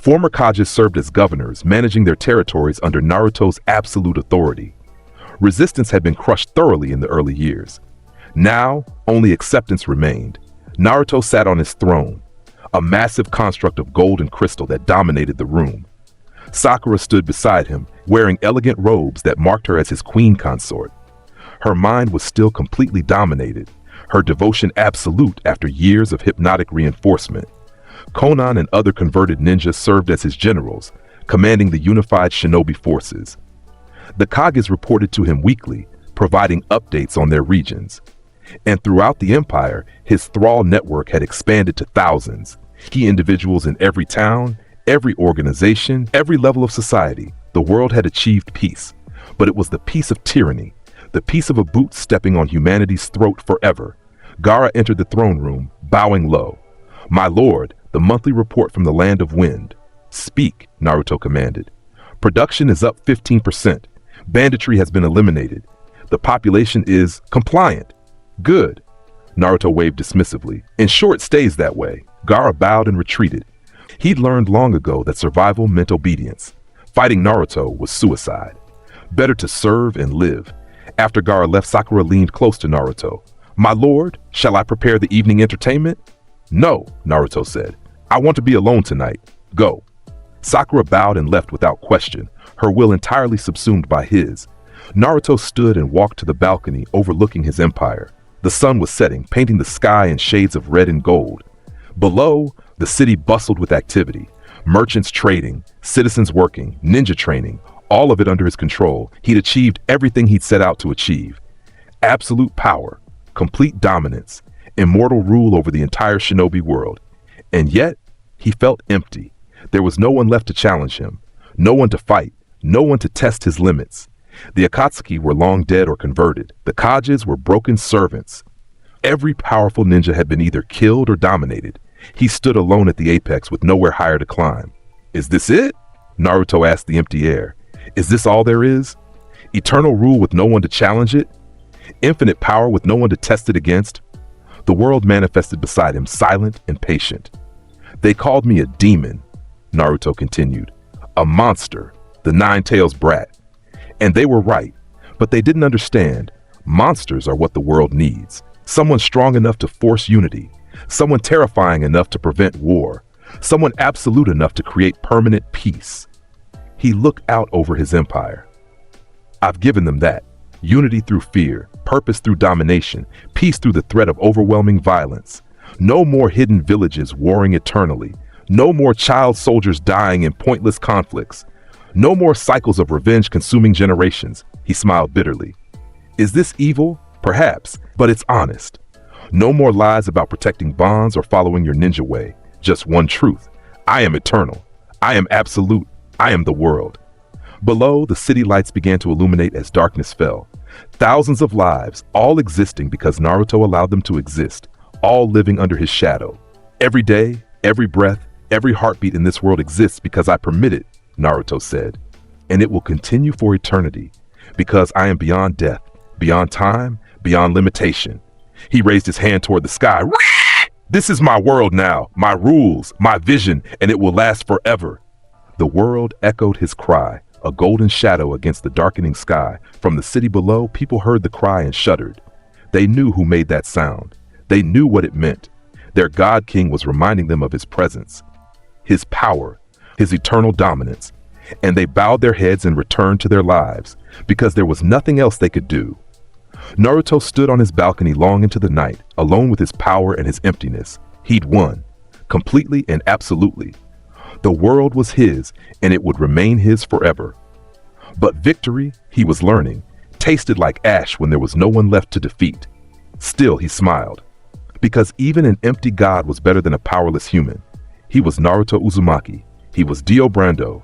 He was the world itself, and the world belonged to him, now and forever. The end. Survived the time stop?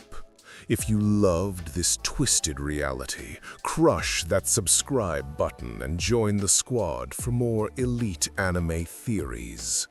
Drop a comment on who this dark Naruto should conquer next. The multiverse is infinite, So ring the bell to never miss our next legendary deep dive.